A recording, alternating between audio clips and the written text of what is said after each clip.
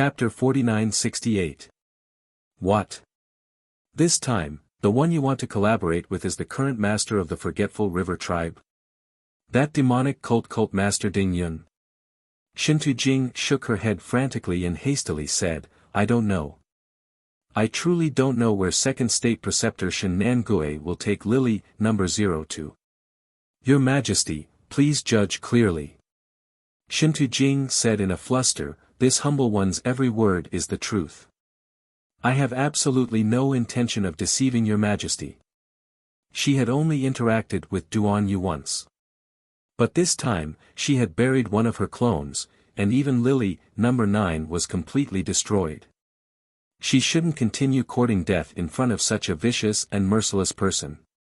Otherwise she would probably die without a burial ground. Shintu Jing took a deep breath and did her best to look at Arbor and Duan Yu with eyes full of sincerity.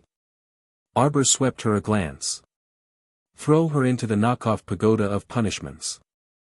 Duan Yu's mouth twitched, and he turned back to secretly glance at the little stoic.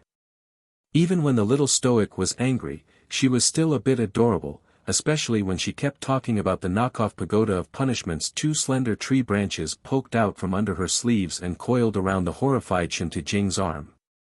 I really have to say everything. I already told you everything I know. What else do you want? Shintu Jing shrieked in terror. I swear, I dare to swear an unbreakable heavenly Dao blood oath. Everything I said is true. Absolutely not a single word of falsehood. Arbor expressionlessly glanced at Shintu Jing and allowed the sapling Qiuqiu to drag her into the knockoff pagoda of punishments. Qiuqiu called out crisply, Master, can you not say knockoff next time? Although their pagoda of punishments was indeed a knockoff, it was fine as long as it was easy to use. The authentic pagoda of punishments has 17 floors, but yours has 12 floors. If you don't make a knockoff, who will? Arbor pursed his lips and muttered softly. Master, Qiuqiu's voice reverberated in her ears. They can also strengthen the Tower of Punishment and make it taller. It can be repaired to the height of 17 floors. Don't waste your energy. A replica would always be a replica no matter how much it was repaired, it would never become the real Tower of Punishment. Qiuqiu angrily threw Shintu Jing into the first level of the knockoff Tower of Punishment. Shintu Jing had just entered when she felt her entire body being pulled over uncontrollably by a force. She immediately let out a shriek. Suddenly, several iron chains fell from above her head and bound her tightly. Jojo, you think she's lying? Duan Yu asked in confusion. Arbor shook his head. I don't think he's lying. Whether a person was telling the truth or not, one could tell by looking at her eyes and subtle expressions. Just now, Shintu Jing had dared to look back at her while speaking, and she hadn't spoken slowly either. She didn't seem to be thinking as she spoke. Basically, as she had said, she would tell him everything she knew. The corner of Duan Yu's eyes silently twitched. He coughed lightly and asked, then why did you drag her into the Tower of Punishment? Oh, that tower has been empty for a while, and no one can throw it in. Let her try. Duan Yu was speechless. It seemed like this Shintu Jing was merely an unlucky person trying out the tower. Sir Jojo didn't expect him to remember that there was such a character in the Tower of Punishment after throwing her in now. Chapter 4969. Duan Yu didn't want to say anything more about this unlucky Shintu Jing. But since this was Sir Jojo's decision, Duan Yu naturally supported it to the end.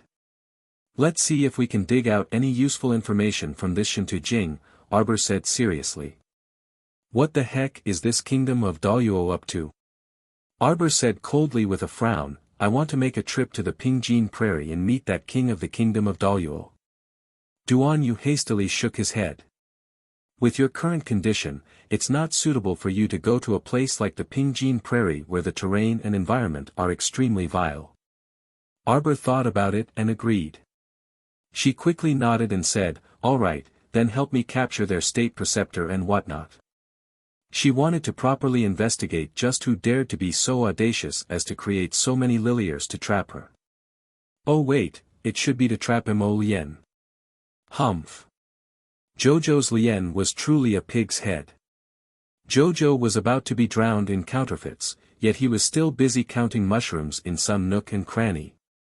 Duan Yu nodded while holding back his laughter. He said helplessly, "Okay. I'll listen to you. Obediently return to Tsang province with me in a few days. We'll talk about the rest later.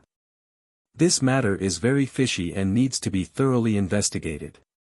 Look at this little fellow. She was so restless even when she was pregnant. She kept moving around and jumping around all day, which made him a bit flustered." Arbor put on an unperturbed expression and patted his arm. "Don't worry, my body is very healthy." What a joke. She was a great pill alchemist. It would be hilarious if she couldn't even take care of her own body. She was most aware of her own body's condition.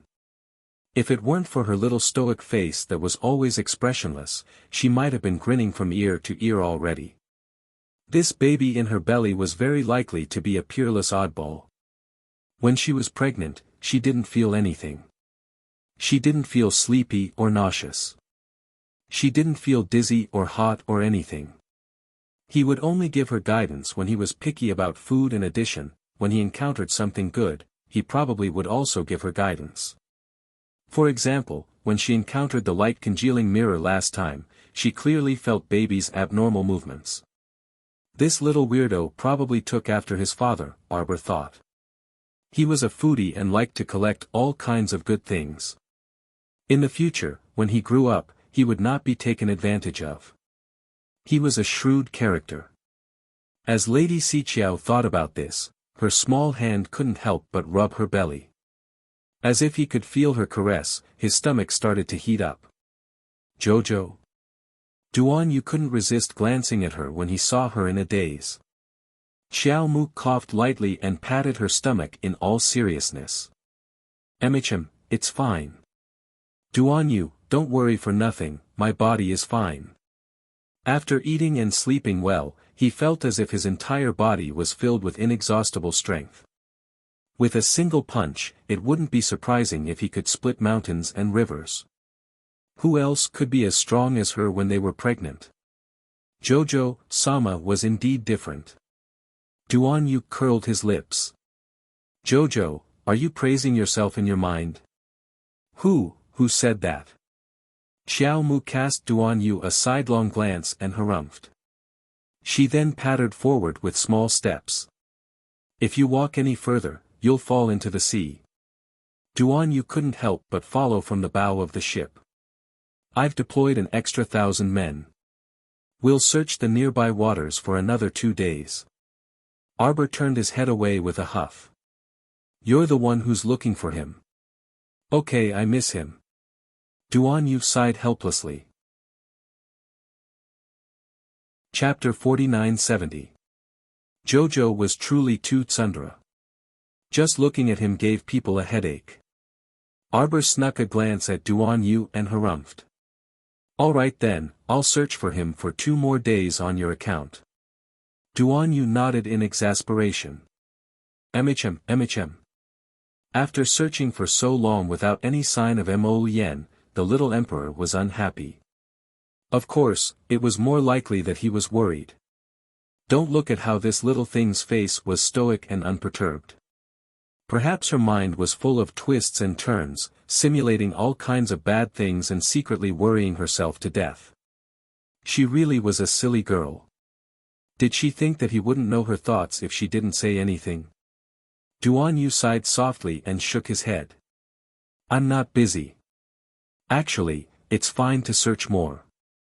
Behind him, Xiao Yu rolled his eyes in exasperation. Left Prime Minister Wu Yong had sent dozens of urgent letters, but His Majesty turned a blind eye to them and said he wasn't busy. Seriously enough.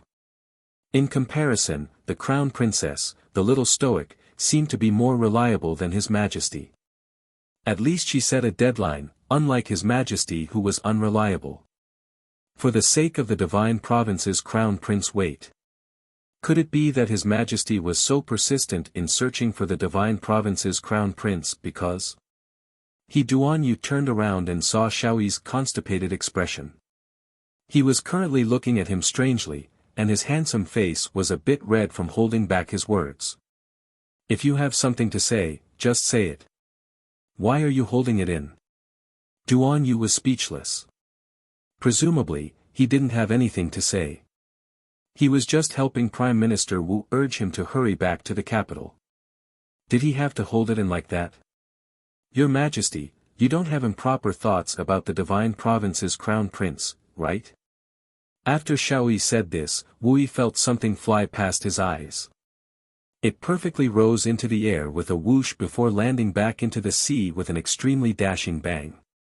Duan Yu pulled back a leg and expressionlessly flicked his sleeve. He pulled over the dumbfounded Jojo and coughed lightly. Ignore him. His brain isn't working well. However, it was as if Arbor had a new train of thought. He looked at Duan Yu strangely before glancing at the hidden guards who were like wooden stakes prodding him. I feel that Xiaoyi is a warrior who dares to speak the truth. Everyone was speechless. You shouldn't have kicked him. Instead, you should have greatly praised him. Arbor said with a straight face, these days, there aren't many people who dare to be so impudent and outspoken in front of their superiors. That's right, people who were impudent and outspoken were basically buried with grass half the height of a person. Duan Yu looked in shock at Sir Jojo, who had leaped onto the air transportation spirit artifact. He turned to ask Wu, who was standing upright beside him, what does Jojo mean by this? It's exactly what your Majesty is thinking. Wu resisted the urge to burst into laughter and said with a serious expression. Duan Yu, Jojo, come back. It's not what you think. Fuck, how could he have any thoughts about Emolien? It was enough for him to see that guy. 2 days later Duan Yu's group rode the air transportation spirit artifact in the direction of Tsang province. Sir Jojo couldn't conceal the disappointment on his face, but he tried his best to restrain himself and not show it. No matter how the eloquent little servants tried to coax him into talking, Jojo was dispirited. An hour after the group left, the tranquil seawater suddenly seemed to be boiling, and a whirlpool started to swirl from the bottom. Crash! After a loud sound, a huge wave rolled down and almost overturned a merchant ship that was coming towards them.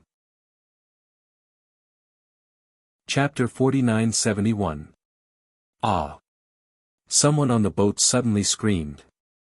A young woman, who was sitting at the bow of the boat and sipping tea, couldn't help but scream. She was just sitting there, admiring the beautiful scenery of the sea. In the end, she was drenched by the huge waves. Her face immediately darkened. Be careful. A strong man with a short black beard suddenly rushed out from the side and blocked the young woman with his sword. He quickly rushed toward the strange beast opposite him with divine power.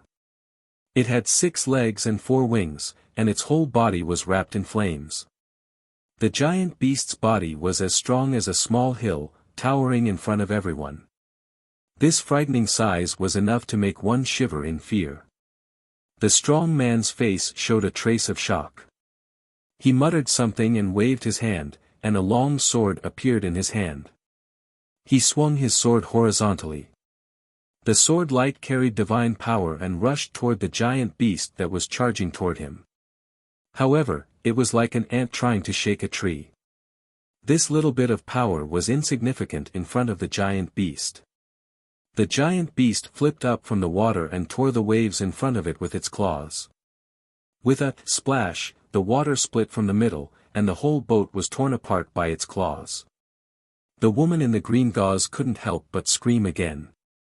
She was slapped into the water by the huge waves. The strong man with a short black beard opened his eyes wide and shouted, "Miss." He quickly jumped into the water to save the young woman. Who knew that the giant beast would flip back and forth in the water, and huge waves would roll over? The splashing sound of the water was abnormal. The boatman who fell into the water screamed in fear. They hurriedly climbed into the water, trying to get away from the giant beast as soon as possible. However, they were so weak. The moment the giant beast flipped in the water, it opened its mouth and sucked several boatmen to its mouth, and tore them apart effortlessly with its claws. The woman in the green gauze was soaked in the water, and her face was a little distorted from fear. She panicked and slapped the water surface, kicking her legs like a dog. She repeatedly screamed, "Mr. Shen, Mr. Shen." The robust man with a short black beard became a little anxious. He jumped out of the water in a hurry. Then, he took a few steps in the air, and arrived beside the green-robed woman. Then, he pulled her out of the water. The man brought the girl up into the air and quickly bounced up. However, in the next second, a huge wave came crashing down on them again, slamming them back into the sea. The angry roar of the giant beast echoed in his ears. The green-robed woman turned her head to take a look and was so shocked that her jaw almost fell to the ground. He was almost within reach of the giant beast. As soon as she looked up, she could see the giant beast's huge face wrapped in flames. Its face was ferocious and its eyes were like copper bells. The green-robed woman shuddered. She couldn't help but shiver. "Let's go." The man made a prompt decision and pulled the girl out of the water again. "Mr. Shen, we crash." A few huge waves slammed heavily on the top of their heads. The two unlucky ones had no way to resist this overwhelming force, and were heavily smashed into the bottom of the water by the huge waves. The green-robed woman even gulped down a few mouthfuls of water. She suddenly felt a little uncomfortable. "Damn it!" The robust man cursed in a low voice, and his face became abnormally ugly. He didn't expect that he would encounter such a crisis on this trip to the Sea of Forgetfulness. He looked up and saw that several boatmen had died in this disaster. Chapter 4972. The dozen or so bodyguards he brought with him were either dead or injured at this time. Almost all of them were consumed by this giant beast. The man with a short black beard grits his teeth and takes out a small exquisite pagoda from his sleeve. He says in a deep voice, "Let's hide in this defensive artifact first." The woman in green muslin hurriedly nods and urges, "Mr. Shen, hurry, hurry." As long as they enter this defensive artifact, they can resist one or two attacks. The woman in green muslin raises her head and looks at the man in front of her with a pair of beautiful almond eyes full of expectation. Shen Nangui can't help but reach out and touch the woman's delicate and white cheeks. He smiles slightly and says, "Don't be afraid, we won't." Whoosh! The surging waves make Shen Nangui completely shut up. He hurriedly throws out the small pagoda in his hand. The two figures suddenly disappear in the sea. In the rippling sea, a small exquisite pagoda the size of a palm is bobbing up and down along with the waves. Suddenly, it is heavily slapped into the blue sea by a giant beast's claw. "Ao, ao, ao." The giant beast roars angrily twice. Using its two claws, it tosses the small pagoda that is emitting a faint halo back and forth as if playing with it. One moment it is tossed into the air, the next moment it is slapped into the bottom of the sea. It goes back and forth many times, making Shen Nangui in the exquisite pagoda feel very uncomfortable. Although this exquisite pagoda is a defensive artifact, the space inside is extremely small. The two of them are standing close to each other. At this moment, they are miserable. The Saint Beast outside was treating it like a toy, using its claws to pull it around. The entire small pagoda would shake and fall from time to time. The two of them were stuck in this pagoda, and following the constant shaking back and forth, they were about to vomit from it.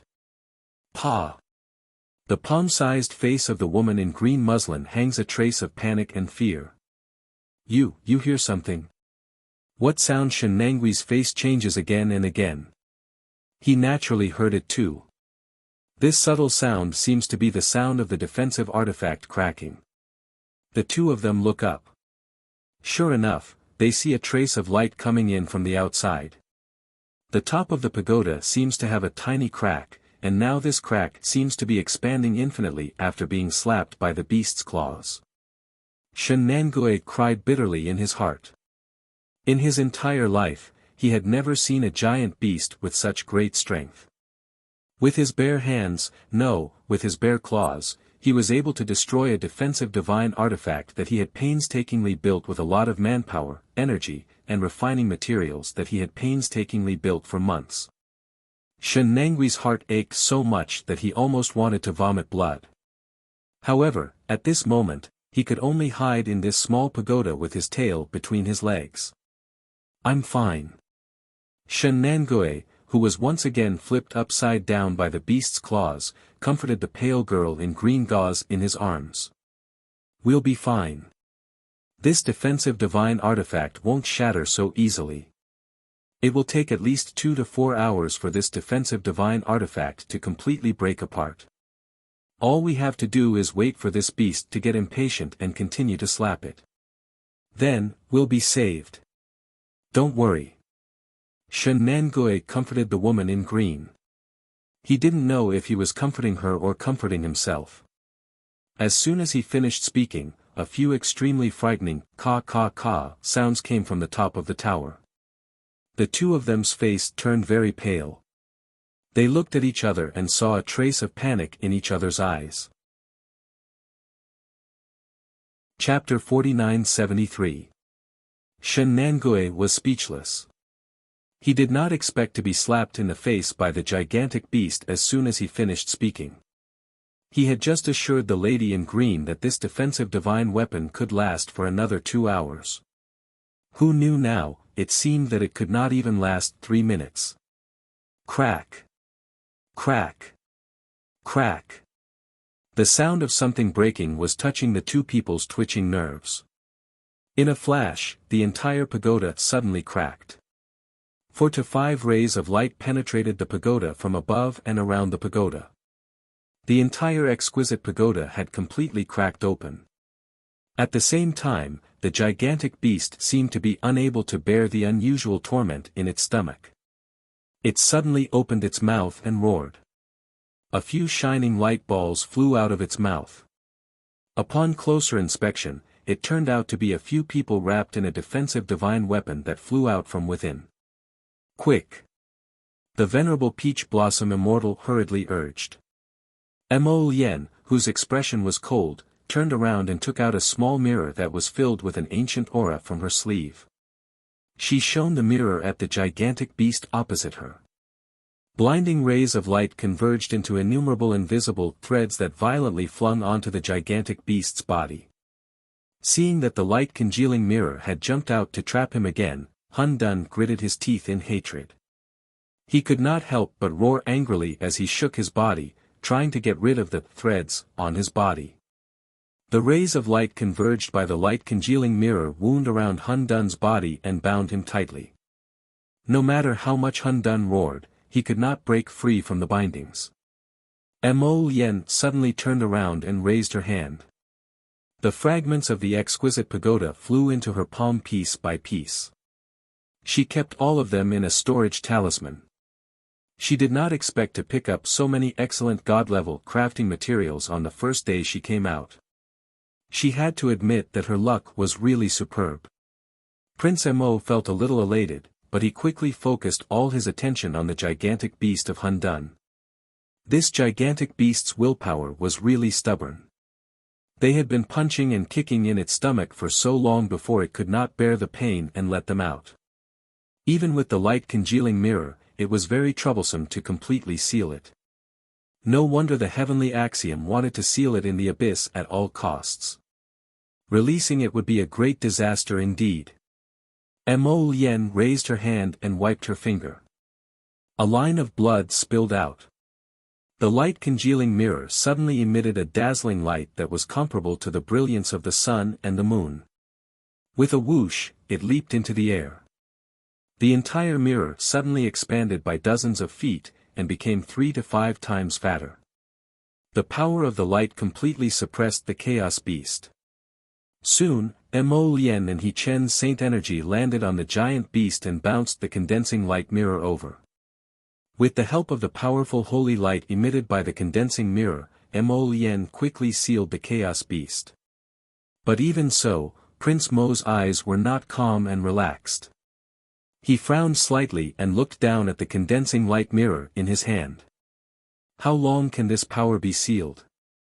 Clearly, the condensing mirror's holy light had a natural suppressive effect on Chaos' sacred beasts. However, the Chaos beast was simply too powerful. It would be difficult for it not to charge out of the light condensing mirror again. Even if Mo Lien had placed a few more confinement seals on the condensing mirror, there was still no guarantee that the Chaos beast would not be able to charge out. He Chen sighed softly. It seems that this seal is only temporary. If they could not think of a good way to get the best of both worlds, the Chaos beast might come out to harm the world again after a while. At this moment, a bald little boy with a photon brain jumped out from the side. Chapter 4974. Don't kill it. Hun Dun isn't usually this anxious and violent. It's mainly because it has been locked up for too long, so it's a little irritable. This is easy to understand, isn't it? Yuan Shichen chuckled, understand my ass. An irritable and violent creature opened its mouth and swallowed them all. Fortunately, he and Mo Lien's group were tough, so they weren't chewed up. Otherwise, who could they find to reason with at this moment? It's definitely not like this usually. Congealing Mirror said to Mo Lien and the rest with a straight face. You guys were already too much when you destroyed everything in its stomach. Now that it's been sealed, don't hit it anymore, okay? Yuan Shichen couldn't help but roll his eyes. He thought, I didn't expect this small congealing mirror to be such a compassionate Virgin Mary. Mo Lien didn't say anything and stuck several sealing talismans on the surface of congealing mirror. Then, she turned to Yuan Shichen and said, set up an array and seal it in the abyss of the sea. Stop. Shen Wu suddenly blocked GC and the rest who were trying to sneak away with his sword. The natives of Sin Kingdom were only left with 3 melons and 2 dates. Other than GC who had lost her ears, there were 3 middle-aged and old men. All of them looked emaciated. When the sea breeze blew, they couldn't help but shiver. What else do you want? GC let out a shriek, her face contorted in anger. Although the people in front of her all revealed their original handsome faces. In GC's eyes, they were simply like ferocious-looking devils. How could a man who could cut off her ears for no reason be a kind person? Moreover, they could even seal a chaos beast again. How could a few repulsive people from Sin Kingdom be their match? They were not even enough to fill the gaps between their teeth. Nothing. The venerable Peach Blossom Immortal smiled coldly. Hand over a strand of your life soul, and I'll consider sparing your lives. GC and the other 3 men from Sin Kingdom widened their eyes at the same time. They shook their heads and took a few steps back. Unfortunately, their backs were soon covered by a thick, transparent barrier. It was only then that he realized that, at some point in time, someone had set up a barrier around him, trapping him completely. GC and the others had nowhere to run, and a bad premonition arose in their hearts. What are you going to do? GC found that her voice was trembling when she opened her mouth. Mo Lien ignored her. She turned to Yi Chen and said, let them go to the undersea abyss and continue watching the chaos.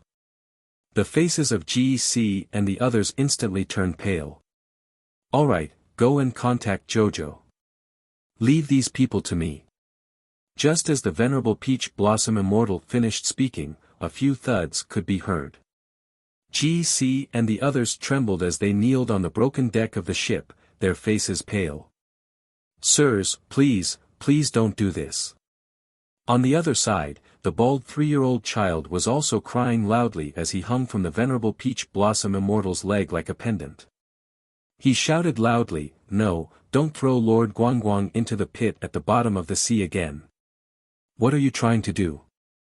Master Guangguang finally came out, and you want to throw Master Guangguang in again? No.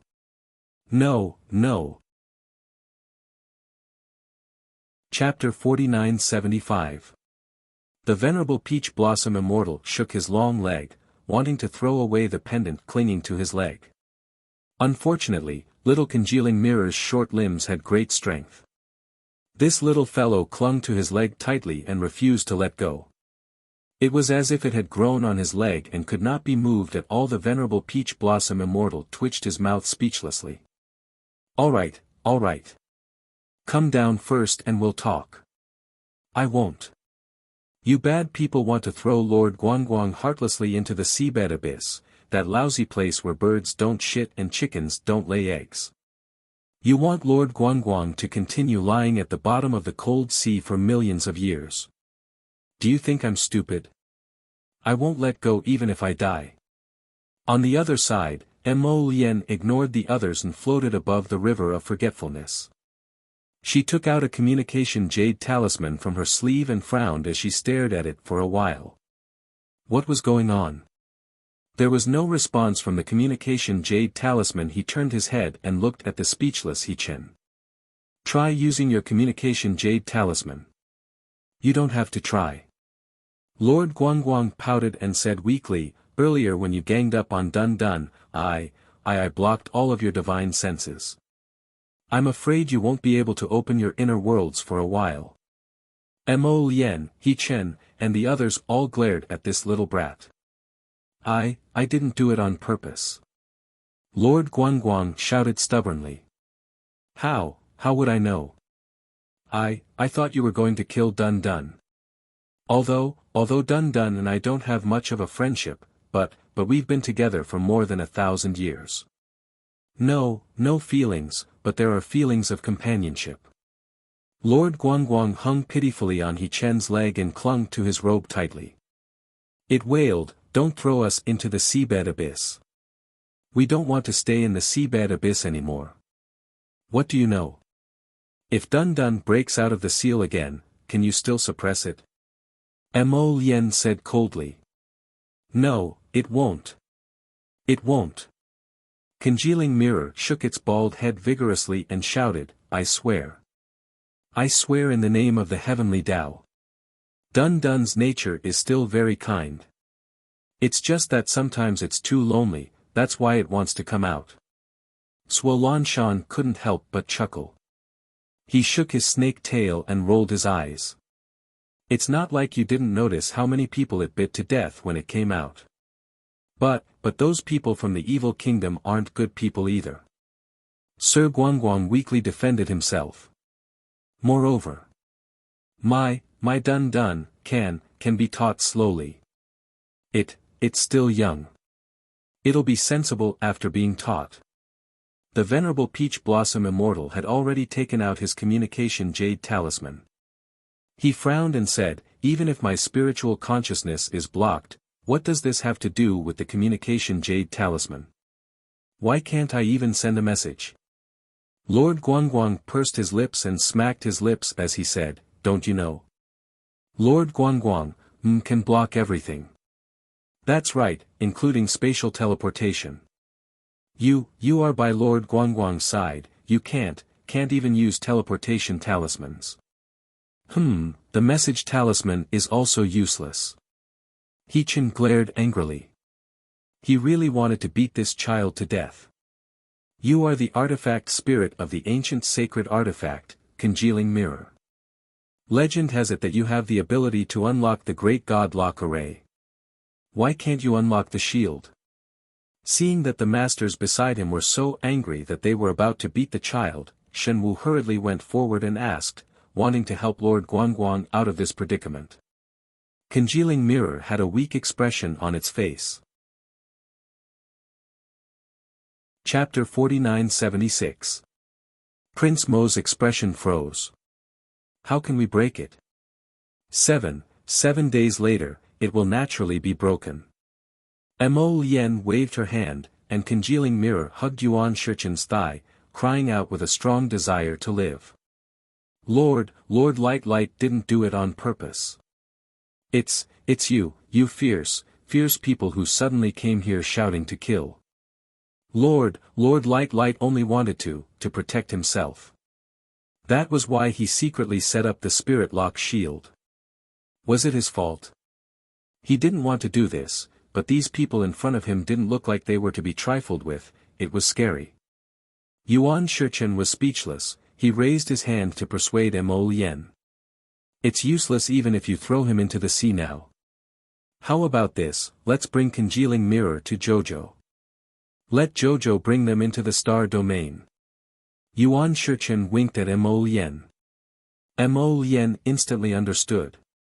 No matter how powerful chaos was, as long as it entered Jojo's star domain, it would have to acknowledge Jojo as its master. It wouldn't be able to do much.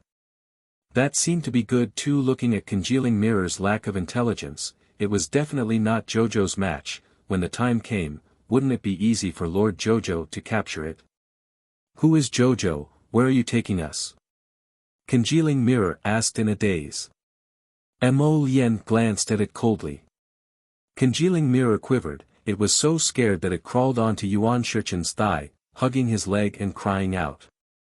I was just asking. Can't I just ask? Humph. Mo Lien turned her head, her gaze landing coldly on GC and the rest.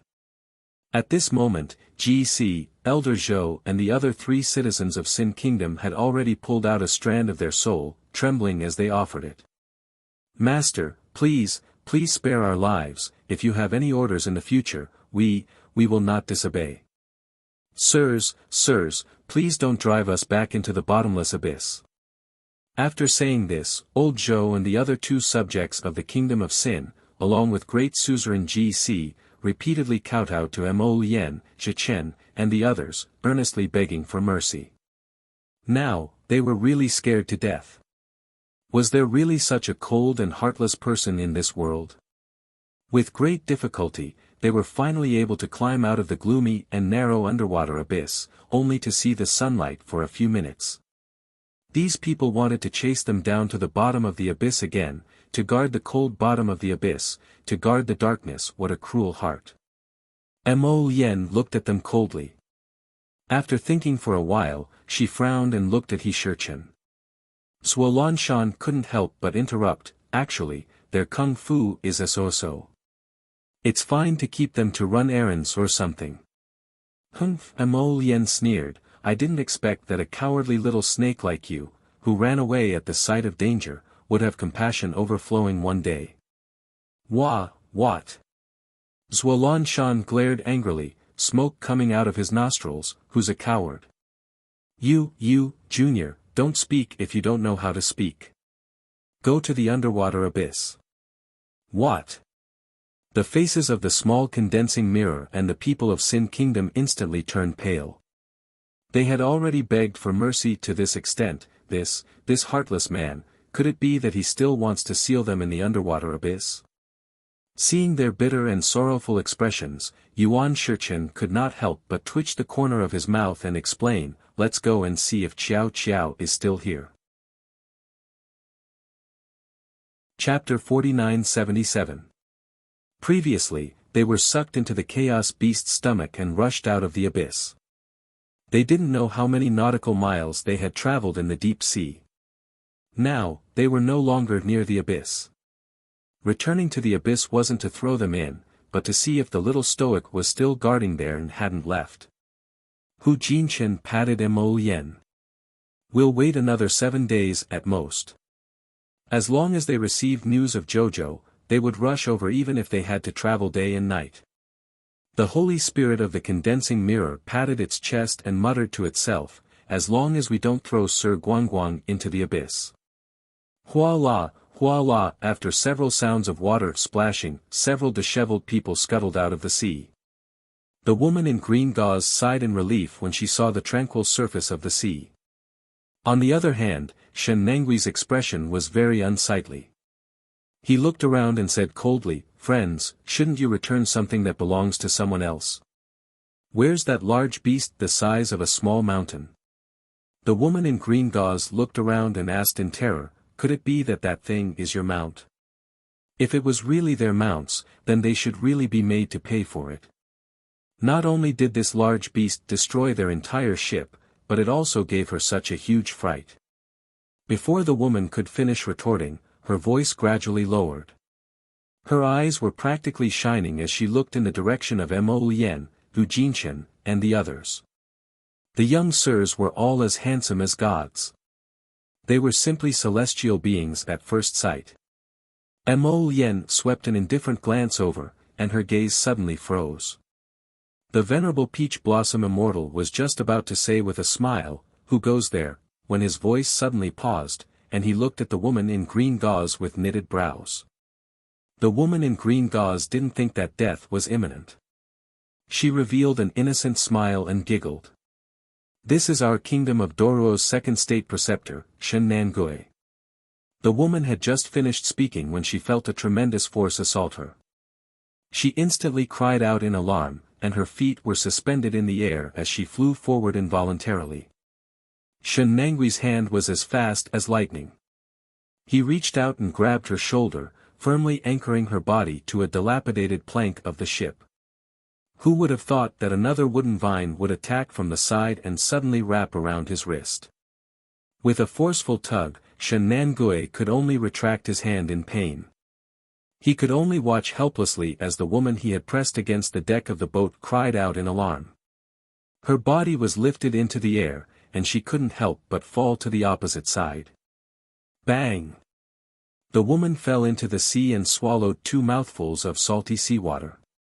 Helplessly, she poked her head out of the sea and looked at Mo Lian, who was standing above her, with a look of inexplicable horror. She was a little confused and did not understand what was going on.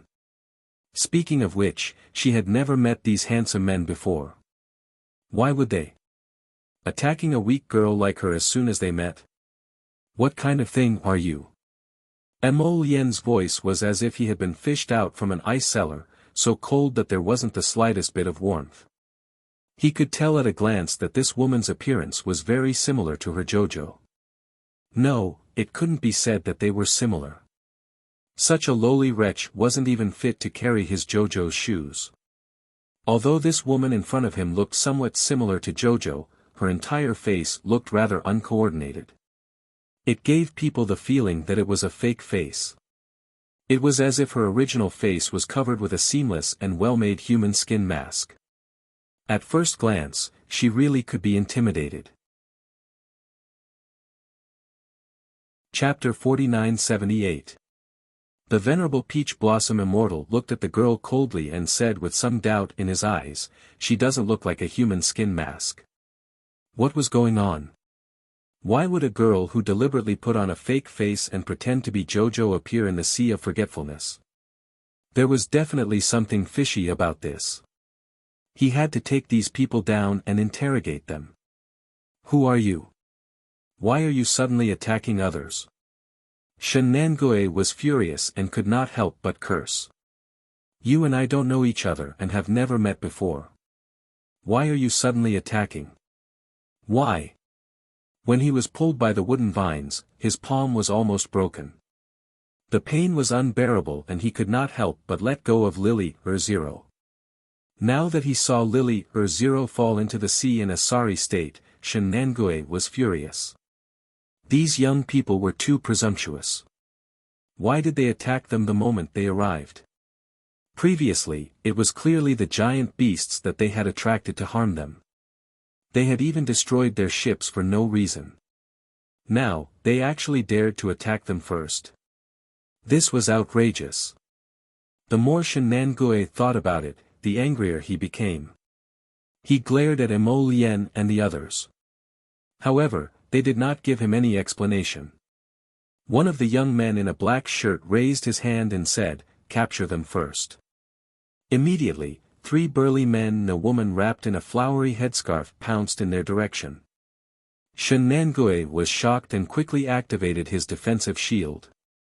Several attacks had already landed on his body with a loud bang. The 4 people who attacked him were very strong. They were all above Divine Realm level 10 and were almost on par with Shen Nangui. Therefore, Shen Nangui, who was outnumbered, was unlucky. The girl with the flowery headscarf was GC. After she lost her ears, she did not look beautiful. She could only take a piece of flowery headscarf and wrap herself up. Now, the sound seemed to be coming from afar. She could hear it, but it was not clear. She saw old Zhou and the other two move, so she quickly followed to help capture them. After all, she had just recognized Emolian as her master. Naturally, she had to perform well in front of her master. In less than a few minutes, Shen Nangue was pressed down by Ol Zhou on his shoulder, and he knelt on one knee on the deck. With this press, the wooden board sank into the water. Half of Shen Nangui's leg was submerged in the water, making him look extremely miserable. At this time, Lily Zero, who had fallen into the sea, was pulled over by Shenwu and Snake Man again and thrown onto another broken wooden board. The plank sank, and Lily Zero almost slipped off the plank and fell into the salty sea again. She widened her eyes in horror and looked at Emolian, He Chen, and the others with a sorrowful expression. Her voice trembled with a trace of fear. Sirs, your skills are extraordinary. Why must you make things difficult for a weak woman like me? The venerable Peach Blossom Immortal was enraged. He raised his hand and slapped her across the face. Because she used too much force, the woman's neck bone was almost broken. She could even hear the sound of her neck bone cracking. Damn wretch! How dare he use a face that resembles Jojo's to make such a disgusting expression? It was too painful to look at. Drag him over. Emolien's voice was extremely cold, and a trace of coldness flashed through her phoenix eyes. Lily Zero couldn't help but tremble. Chapter 49-79. She widened her eyes in horror and exclaimed, what are you doing, what are you doing? Ah! Let go of me, you. Lily Zero was rudely thrown over and fell on the wooden board in a sorry state. Her legs were dragged in the water and her hands could only desperately hold on to the wooden board. Her face was filled with anxiety and she was completely confused. Are these people mentally ill? Otherwise, why would he suddenly deal such a fatal blow to her without distinguishing between right and wrong, beating and scolding her as soon as he saw her? Who did she offend? Speak, who are you? Emolien's voice was cold and his eyes were filled with a thick layer of killing intent. Congealing Mirror shrank to the side and did not dare to step forward. The low pressure emitted by this human was too intimidating. Even he, Lord Congealing Mirror, did not dare to make a sound and challenge that man's nerves that were on the verge of exploding. It was imaginable how miserable it was for Shen Nangue and Lily Zero to face this man's immense pressure. What a terrifying man! Lord Guangguang chose to keep his mouth shut and obediently squatted on the side to count mushrooms. He did not dare to make a ruckus. Lily Zero hastily looked up and just so happened to meet Emolien's phoenix eyes that were as serene as a cold pond. Her entire body shuddered involuntarily. This man's gaze was too eerie and terrifying.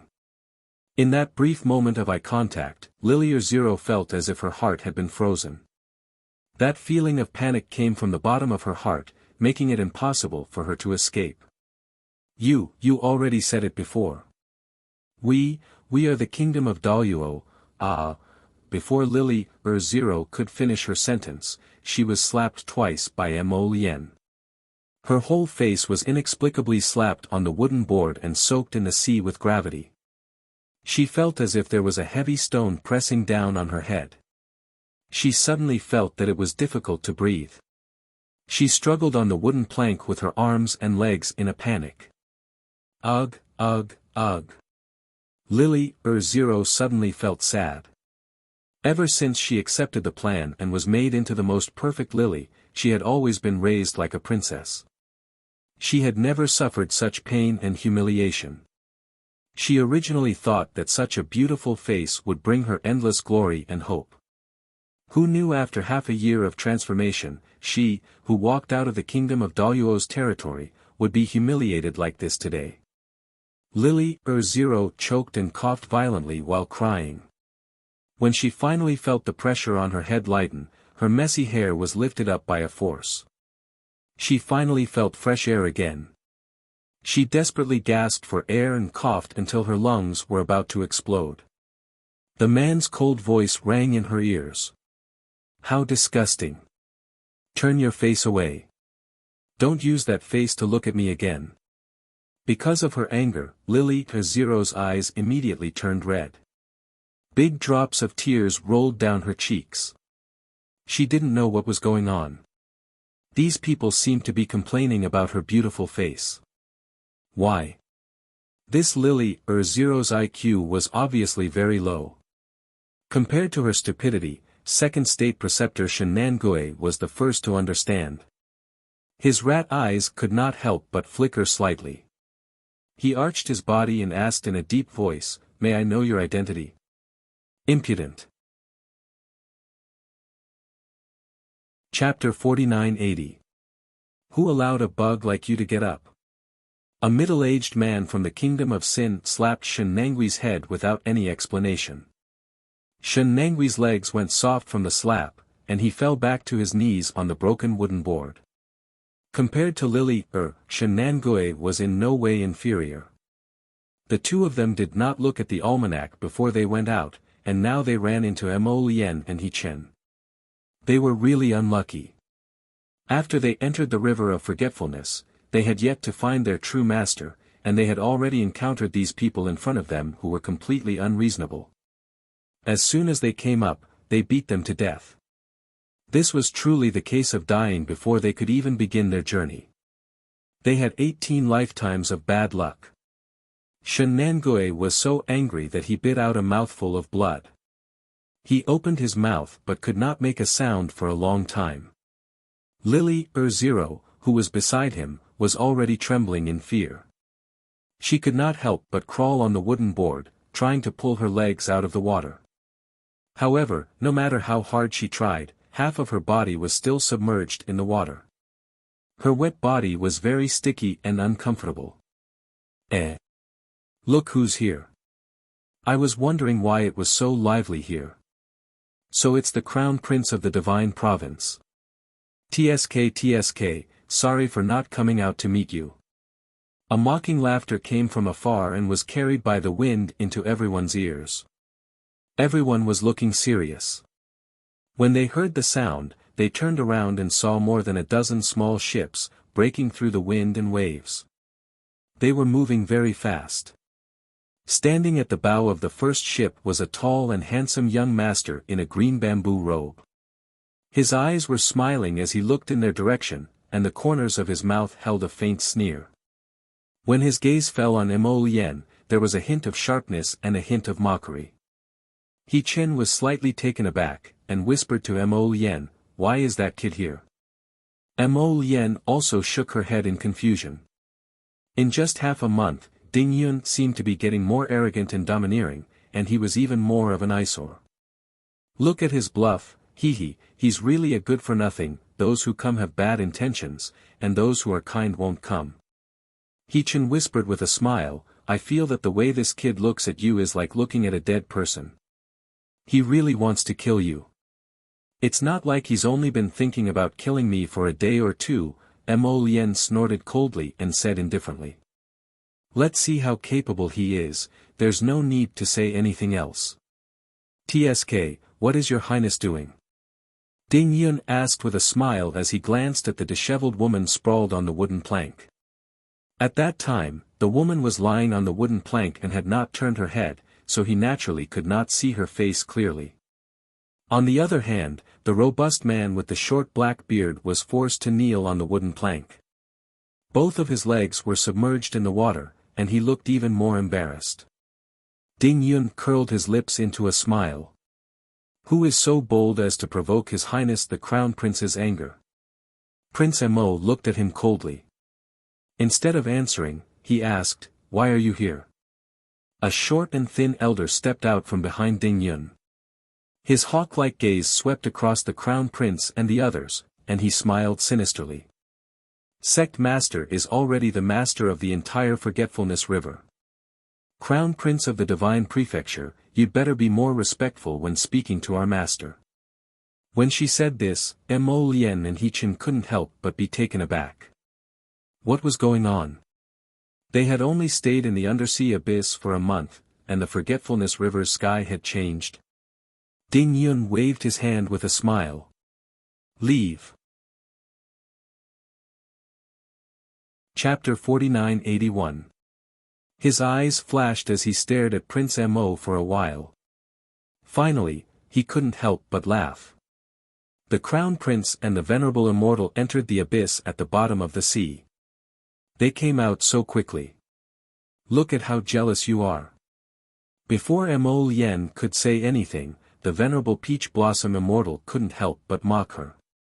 Why? Do you feel bad seeing us climb up from the bottom of the sea? You can't wait for us to live at the bottom of the sea forever. Ding Yun glanced at the Venerable Peach Blossom Immortal with a grin.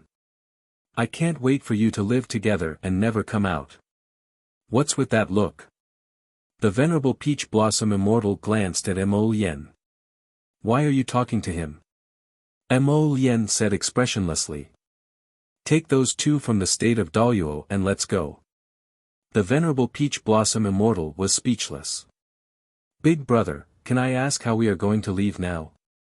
In this vast sea, there are no boats and we can't enter the inner world. Are we supposed to swim to the shore or fly all the way back? Fuck, this is too much of a scam.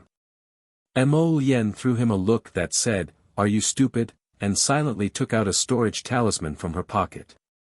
There's a boat. The Venerable Peach Blossom Immortal's eyes instantly lit up. He looked at Prince Mo as if he was looking at his own brother. It had to be said, when Mo Lien became reliable, he really was especially reliable. Last time in the Karst Cave, didn't you say that you wanted to learn from me and put more storage talismans and space containers on you? The Venerable Peach Blossom Immortal coughed. I really don't have that habit. He was used to staying in JoJo's galaxy.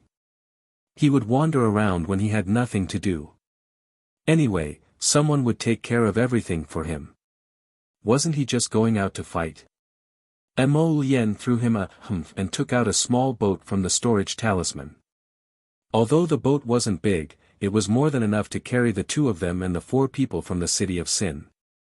Without another word, Guangguang Darren stepped forward and hugged Ma Shichin's thigh, determined to be a leg accessory. He must not be thrown into the sea by them. Lord Guangguang finally came out, so he naturally wanted to go out and play. Not only did he want to play, but he also wanted to eat all the delicacies in the world. According to Dun Dun, the human delicacies were very good. It wasn't easy for him to escape from the ceiling formation, jump out of the abyss, and leave this broken place surrounded by water. How could he not enjoy his future life? It's all your fault. Hu Shichin unhappily picked up the bald 3-year-old child and shook him a few times. If it weren't for the light congealing mirror's shielding seal, how could they not even be able to use the communication jade talisman? In 7 days, he can recover naturally. Master Guangguang didn't want to either. The little fellow muttered and raised his hand to hug Hu Jinchen's arm tightly. The Venerable Peach Blossom Immortal couldn't help but sigh. He wondered how the little stoic was doing. When he tossed her up, the little fellow looked like she was about to cry. She looked so pitiful that his heart ached for her. He really had to wait a few more days before he could contact her. How worrying.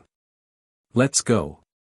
Mo Lien and Hu Jinchen boarded the boat at the same time and turned to look at the 4 people from the city of Sin. GC nodded in understanding and said to the other 3, take these 2 with us. Lying in the water, Lily Zero couldn't help but shudder. However, she heard Ding Yun say with a smile, wait a moment.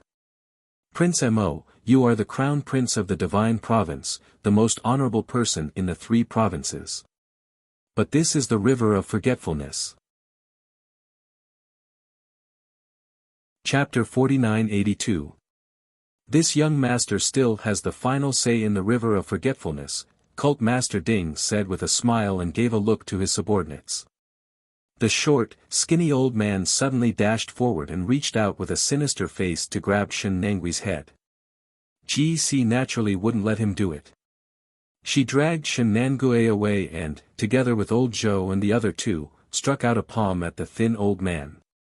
The thin old man chuckled coldly without any change in his expression. A pair of old hands that looked like chicken claws suddenly came out of his sleeves and viciously clawed at old Zhou in front of him. Old Zhou retracted his hand very quickly, but his sleeve was caught by the thin old man's claws. With a ripping sound, he looked down and saw two faint bruises on his arm. It was obvious that this old man's hands were dipped in poison. Seeing that the thin old man had already grabbed Shen Nanggui's collar, GC kicked him with a gloomy face. If this kick landed, the old man would definitely spit out 2 mouthfuls of blood. This thin old man was only skilled in the art of poison, but his actual cultivation might be below them. The old man let out a strange laugh, then took out his hand and sprinkled a cloud of poisonous powder, throwing it in front of GC and the other 3. GC and the other 3 hurriedly held their breaths and quickly took a step back. However, GC's eyes were sharp and her hands were fast. She jumped back with Shen Nangui and flew to Mo Lian's ship. At the same time, Lily the Zero saw an opening and hurriedly jumped into the water. She flipped a few times like a dog. Mo Lian looked on coldly and didn't stop her. Lily Zero crawled to the feet of Ding Yun and the others in a sorry state and repeatedly shouted, "Save, save me, young master, save me. I don't know them, I don't know why they—" Lily Zero's voice suddenly stopped and she felt her body become light. Someone had wrapped a spirit-binding rope around her neck and lifted her up in the air. She hurriedly stretched out her hands and grabbed the spirit-binding rope around her neck. Her face was pale and she coughed a few times. No wonder His Highness the Crown Prince is so angry. Cult Master Ding's eyes flickered as he carefully sized up the woman in front of him. A faint sneer appeared on his lips. She looks between her eyebrows, there is a 60% to 70% resemblance. However, her demeanor and behavior are too different. Cult Master Ding sized up Lily Zero from head to toe and shook his head repeatedly. Where did you get the courage to imitate her? Lily Zero instantly felt a chill run down her spine. She could hear her heart thumping non-stop. She suddenly understood, could it be that the reason why the 2 young masters were so angry at her was because they knew the owner of her face?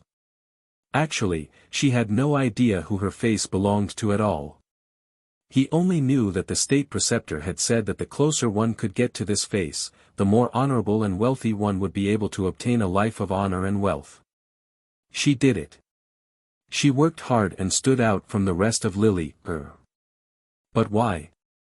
What if her life instantly collapses the moment she leaves the Doro Kingdom's ancestral land? Wasn't this face beautiful? Wasn't it lovable? That was impossible.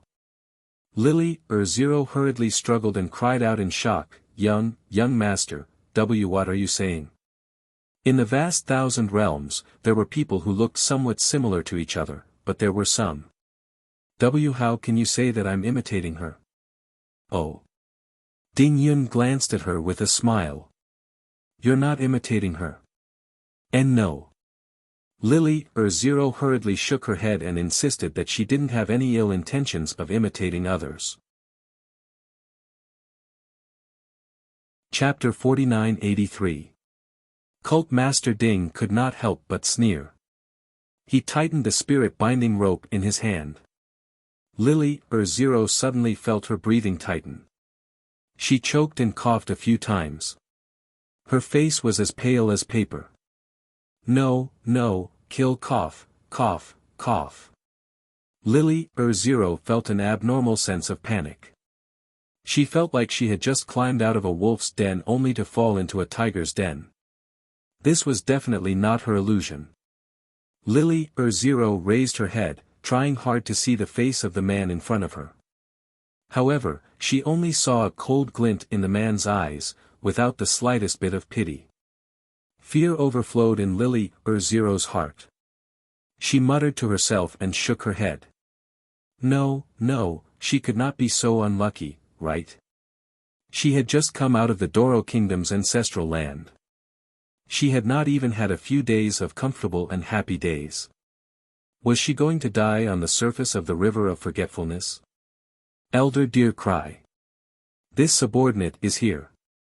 The thin and short old man quickly retreated to Ding Yun's side and bowed respectfully with cupped fists. This cult master heard that you are best at the human face drum. Hearing this, the skinny old man's eyes lit up. He sized up Lily Zero, who was shivering all over, and cupped his hands with a smile. Sect master, do you want me to make a beauty drum? It's a pity that this woman's face was soaked in potion before. The lines on her face are all destroyed. Even if you make a beauty drum, it won't look good. The perverted old man named Deer Cry licked the corner of his mouth and revealed a wretched smile. Oh. Cult Master Ding looked at Lily Zero with disdain. Then what's the use of keeping her? Lily Zero was so frightened that her entire body twitched in fear. She pulled her hands and screamed, don't kill me, don't kill, I have use. My face, that fake face of yours really is ugly to death. Cult Master Ding scoffed as he directly flung the person towards Mo Lien with a wave of his hand. The woman was about to crash into the boat. Under such gravity, she might even smash a hole in the boat under her feet. GC took a step forward and punched Lily Zero in the chest. Lily Zero sucked in a breath of cold air. She could clearly hear the sound of her sternum breaking. That sudden force sent her flying. With a splash, she fell heavily into the water. Young Master Ding chuckled and said, "What an unromantic crown prince of Shenzhou. You don't even want a soft and warm body. TSK. Cult Master Ding sized them up a few times and said with a smile, "Wow, why do you look so pale?" Mo Lien glanced at him coldly. She was too lazy to talk nonsense with this person. He wanted to return to the abyss of the sacrificial sea to take a look, so how could he have the time to continue arguing with others? Unfortunately, this cult leader Ding's brain was probably not working well. Just a moment ago he was still smiling in the clear sky, but in the blink of an eye his face was clouded with clouds and thunderclaps. Let me guess, how many people are serving the crown prince of the divine land? Is it just these few people? TSK, Cult Master Ding muttered to himself. Suddenly, a cold glint flashed across his black eyes. If that's the case, then your highness, please stay for a chat. Mo Lien finally looked Ding Yun in the eye. The corners of her lips curled up slightly, and her phoenix eyes revealed a murderous intent. You're courting death. Chapter 4984. His cold words fell into Cult Master Ding's ears one by one. The anger in the latter's heart instantly erupted like a volcano, burning fiercely. Why was this person always acting like he was looking down on the common people, looking down on everyone from a high position? This was too disgusting. He knew that if he didn't kill this guy immediately in the lower star region, he would definitely cause trouble for him in the future. If that was the case, how hateful. Mo Lien narrowed his eyes at Ding Yun and became alert. Sure enough, Sect Master Ding raised his hand and waved it. Then, several tens of figures came out from behind him and rushed forward. He teased with a faint smile, "He still wants to stay for dinner, Crown Prince." Mo Lien pursed his lips and didn't say anything. The cold expression on his face had already revealed his terrible mood. This Ding Yun always thought that if he killed him, he would have a chance. However, the truth was that even if he deliberately planned to kill him, the result wouldn't be satisfactory. Seeing dozens of figures pouncing on him, GC nervously clenched the weapon in her hand and looked like she was ready to fight to the death. She had no choice. Even if she regretted it so much that her intestines turned green, her lifeline was in the hands of that crown prince. If she dared to betray him and turn to the enemy, then she would definitely die without a burial place. Right now, the enemy had a lot of people, while she only had a few people here. She, old Zhou, and the other two were already exhausted. She could only fight them head-on. GC had just thought of this when she saw the crown prince of the divine province standing at the bow of the ship suddenly raise his hands. A large number of squeaking things came out from his sleeves. Everyone took a closer look and couldn't help but show a bit of surprise. It turned out that the things that came out from Prince Mo's sleeves were hundreds of thousands of mechanical wooden birds. They crashed into the dozens of people rushing from the opposite side. Even Ding Yun was shocked and hurriedly shouted, "Get out of the way." But how could he make it in time? Ding Yun's dozens of subordinates were rushing toward Mo Lian's ship and just happened to meet the hundreds of thousands of mechanical wooden birds. When the two sides collided, the mechanical wooden bird spat out black lines of fire and suddenly fell on them. His speed was incomparably fast, leaving no time for anyone to react. As a result, the crowd saw black flames ignite on the bodies of the dozen or so people who had rushed over. The flames quickly spread throughout their bodies and wrapped them up in a ball. Black flames burned on their bodies silently and oppressively. The dozen or so people didn't even have time to shout before they turned into ashes and disappeared under the pitch-black flames. Lily, a number 0, shuddered and looked at Second State Preceptor Shen Nangue for help. How unlucky must she be to run into the Crown Prince of the Divine Land as soon as she left the clan grounds. With just a few words, he burned the person to ashes. After spitting out the black flames, the mechanical wooden bird continued to flap its wings and rose high into the air. Pairs of mechanical eyes suddenly turned around and stared coldly in Ding Yun's direction. The latter shuddered in his heart, and without another word, he ordered, "Fire." There were at least 300 archers on the dozen or so ships he had brought with him today. Once the order was given, the archers immediately got into position and shot hundreds of arrows at the mechanical birds in the sky. Dang, dang, dang, dang.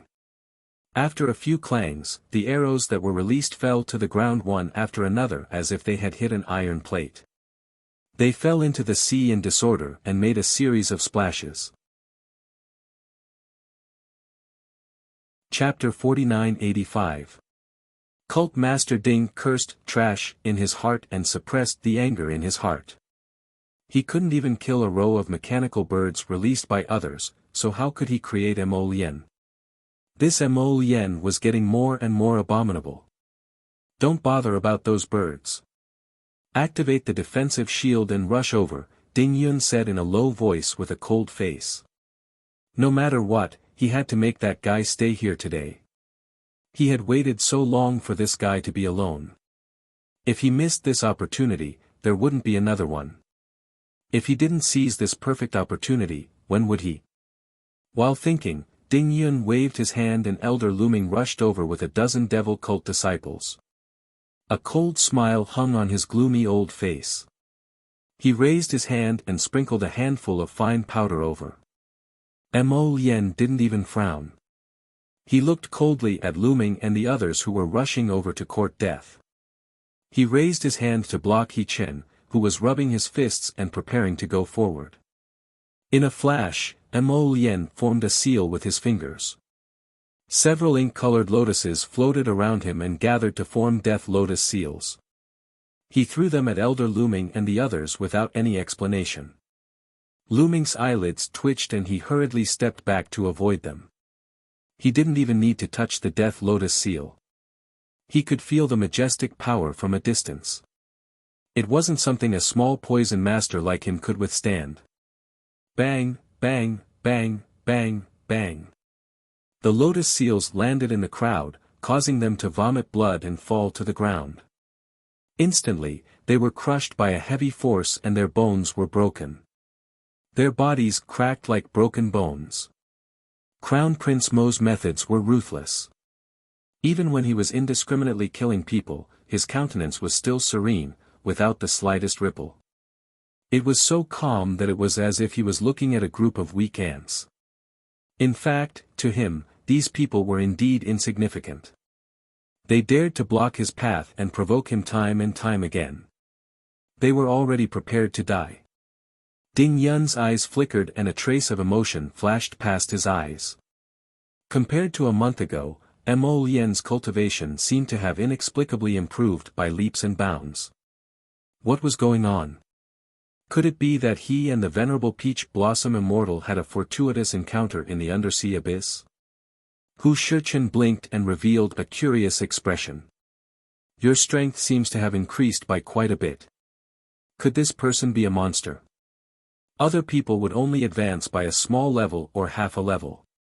He, on the other hand, had advanced to a new level with a single leap.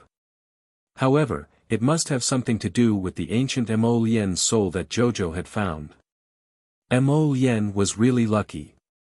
It was mainly because he had found a very good wife. His luck was super good, and this guy had also risen to the heavens with her. Every time he thought of this, it made his teeth ache. No wonder young Master Ding always thought of ways to kill him every time he saw him. Jealousy, pure jealousy. It was indeed very infuriating. Let's go. Mo Lian turned around and shouted at GC, Old Zhou, and the others, who were stunned into a few blocks of wood. Only then did GC and the others come back to their senses, their eyes carrying traces of reverence. Their master was too powerful. They had never seen such a powerful person when they were in the undersea abyss. With one move of the lotus mark, the all-encompassing pitch-black lotus fire annihilated so many people in a matter of minutes. Super powerful. Just now, GC and the others were still muttering in their hearts, wondering if they had recognized him as their master too early and did not look at the situation. Chapter 4986. At this moment, they were incomparably glad that they had followed GC's prompt decision to cast aside their pride and acknowledge Mo Lian as their master. Judging from the Divine Province's Crown Prince's appearance, if they had hesitated just a little bit more, they might have lost their lives long ago. To them, what dignity and what honor and disgrace were truly too insignificant compared to their own lives. They had lived in the underwater abyss for so long and been imprisoned for so long. Day and night, they couldn't see the light and had no future. After finally escaping from that ghastly place with great difficulty and starting anew, there truly wasn't anything to be particular about. They just wanted to continue living. Now, it seemed that acknowledging this powerful master wasn't a loss at all. Cough, cough, cough, cough, cough. Several demonic cult disciples waved their hands to disperse the smell of smoke and fire, saying, Cult master, they cough, cough. Cult Master Ding gloomily stared in the direction of the ship's departure. He stared for a long while before looking up at the sky. The flock of mechanical birds in the air had already chased after the Crown Prince with a flurry of noises. The remains of several mechanical birds were scattered on the deck, and there was still a faint wisp of black fire lingering around them. Don't touch it. Cult Master Ding abruptly reprimanded when he saw a disciple reaching out to grab the remains, inwardly cursing, idiot. If he directly used his hand to grab the remains of the mechanical birds, the faint wisp of black fire could follow his fingers up his arm and climb all the way up until it swallowed him whole. Mo Lian, this fellow, was just this kind of malicious person. Even though he abandoned the remains of these mechanical birds and left, he still harbored malicious intentions. The enemy was becoming more and more difficult to deal with. How should they deal with it? Cult Master Ding's face was grim as he turned to look at Elder Deercry standing next to him and instructed him in a low voice. Achoo! Sir Jojo rubbed his nose and tugged at the furry cloak covering his body. Putting down the medical book in his hand and looking outside the pavilion, the little stoic muttered to herself, Who's scolding me? Third Mississippi, the palace servant's soft calls entered Arbor's ears, and the little stoic looked up. Outside the pavilion, a slender woman walked in from afar. When she was still a few dozen meters away, she bowed to her. The young Crown Prince Consort opened her mouth and yawned absent-mindedly. Who is it? These past few days, Yuan Zhen had been serving this little stoic Crown Princess by her side, so she was somewhat familiar with her temperament. Every time she spoke in such a casual manner, there would be a hint of impatience hidden in her voice. This was the displeasure of being disturbed. The lady outside the pavilion is the third daughter of the talisman aristocratic family, the Qi family, Miss Qi Liren. Does the crown princess want to meet him? She's here to compete with me in charms? Arbor asked. Yuan Zhen coughed and shook his head. That's not it. Third Miss should be here to greet you. The Qi family is indeed the largest talisman aristocratic family in Artsangzhou, and this third Miss is also a black-level great talisman practitioner, but, in fact, many of the young ladies in large patrician families didn't care that much about cultivation and strength. Who would be in a hurry to compete with others? Ultimately, they had to get married. As long as a woman could maintain her beautiful appearance and prolong her life to accompany her husband in the future, that was enough. Not everyone was as exotic as you, the crown princess, who had to keep pace with men in everything, cough. The little crown princess was expressionless. Since she's not here to compete, then there's no point in meeting her. I won't see her. Yuan Zhen. Chapter 4987. Ant was simply a bit speechless. Normally, when His Majesty interacted with the little lady, they were always chatting and laughing, as if they got along very well. Who knew that when it was her turn to be alone with the little lady, she would feel like breaking down before she could even say 3 sentences. She really didn't know how His Majesty could tolerate this oddball little stoic's brain. Arbor glanced at Yuan Zhen beside him. Do you have anything else to say? This servant was actually speechless. Then should we drive her away? Yuan Zhen probed the little crown princess. The little stoic hastily nodded and picked up that medical book again. Drive her away. She can come if she wants to compete, drive her away if she doesn't want to compete. She didn't have the free time to chat with these orioles and swallows everywhere she went. If she had the time, she might as well take an afternoon nap to make up for it. Yuan Zhen somewhat sympathized with the third young lady. This third miss of the Qi estate had probably never seen such an oddball little crown princess, and quickly walked out of the gazebo and stopped in front of the third young lady, who was standing with downcast eyes. Qi Liren curtsied, and the maidservant Xiaoju behind her hastily stepped forward and also curtsied before retreating behind her miss. Yuan Zhen returned a half-curtsy and coughed lightly, saying, It's like this. If third miss doesn't have anything else to say, please return first. The crown princess is busy right now.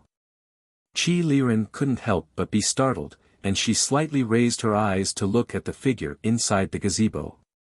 Busy? The little crown princess was currently sitting there leisurely flipping through a book. Yuan Zhen said with a serious expression, the crown princess is busy. She said that if third miss is free, you can take a stroll in the nearby garden. How could the crown princess say something so courteous? Aunt Yuan Zhen lowered her eyes to hide her tired expression. This was all for the sake of the Qi family. The best strategy was to say a few soft words to the third young lady and send her away as soon as possible. Qi Liren was startled, and she politely curtsied to Yuan Zhen. Thank you for your trouble, Aunt. Since the crown princess isn't free, then Liren will take her leave first. Third miss, please. Yuan Zhen praised her in her heart. As expected of a well-educated young lady from a great aristocratic family. She didn't continue to pester her endlessly and went forward to cause trouble. Otherwise, it wouldn't look good for both sides. How should she put it? With such a willful little crown princess, her aunt was at her wit's end. Seeing that he had tactfully left, the little stoic nodded in a good mood. She picked up a plate of fruits and forked a piece into her mouth. As long as no one was blind enough to provoke Jojo-sama was usually an easygoing person. Yuan Zhen bowed slightly. Crown princess, would you like me to bring you a bed so that you can bask in the sun and take a nap? The young crown prince consort nodded expressionlessly. That's fine too. Yuan Zhen was speechless. She obviously agreed with this idea, but she had to put on a, "it's just a so-so" expression. She really lost to this little crown princess. As Qi Liren walked past the long corridor across from them, she glanced at the gazebo from the corner of her eye. She saw the palace maids hurriedly bringing over a carved bed from who knew where. "Miss, this crown princess is putting on too much airs." The maidservant Xiaoju couldn't resist pursing her lips. She really thinks that our Phoenix Emperor City's imperial palace is her family's back garden. Qi Liren knitted her brows and said aloofly, "Xiaoju, don't speak carelessly. She mainly came today to see this crown princess of the divine province and didn't plan to strain her relationship with her. Since the crown princess wasn't willing to see her, she also didn't need to approach her." Chapter 4988. In any case, there would always be a chance for them to meet in the future. There was no hurry. Qi Liren made up her mind and warned Xiaoju, "You always like to blabber. If you go to His Majesty, you're not allowed to speak carelessly." Xiaoju stuck out her tongue and hurriedly nodded, indicating that she definitely wouldn't speak carelessly.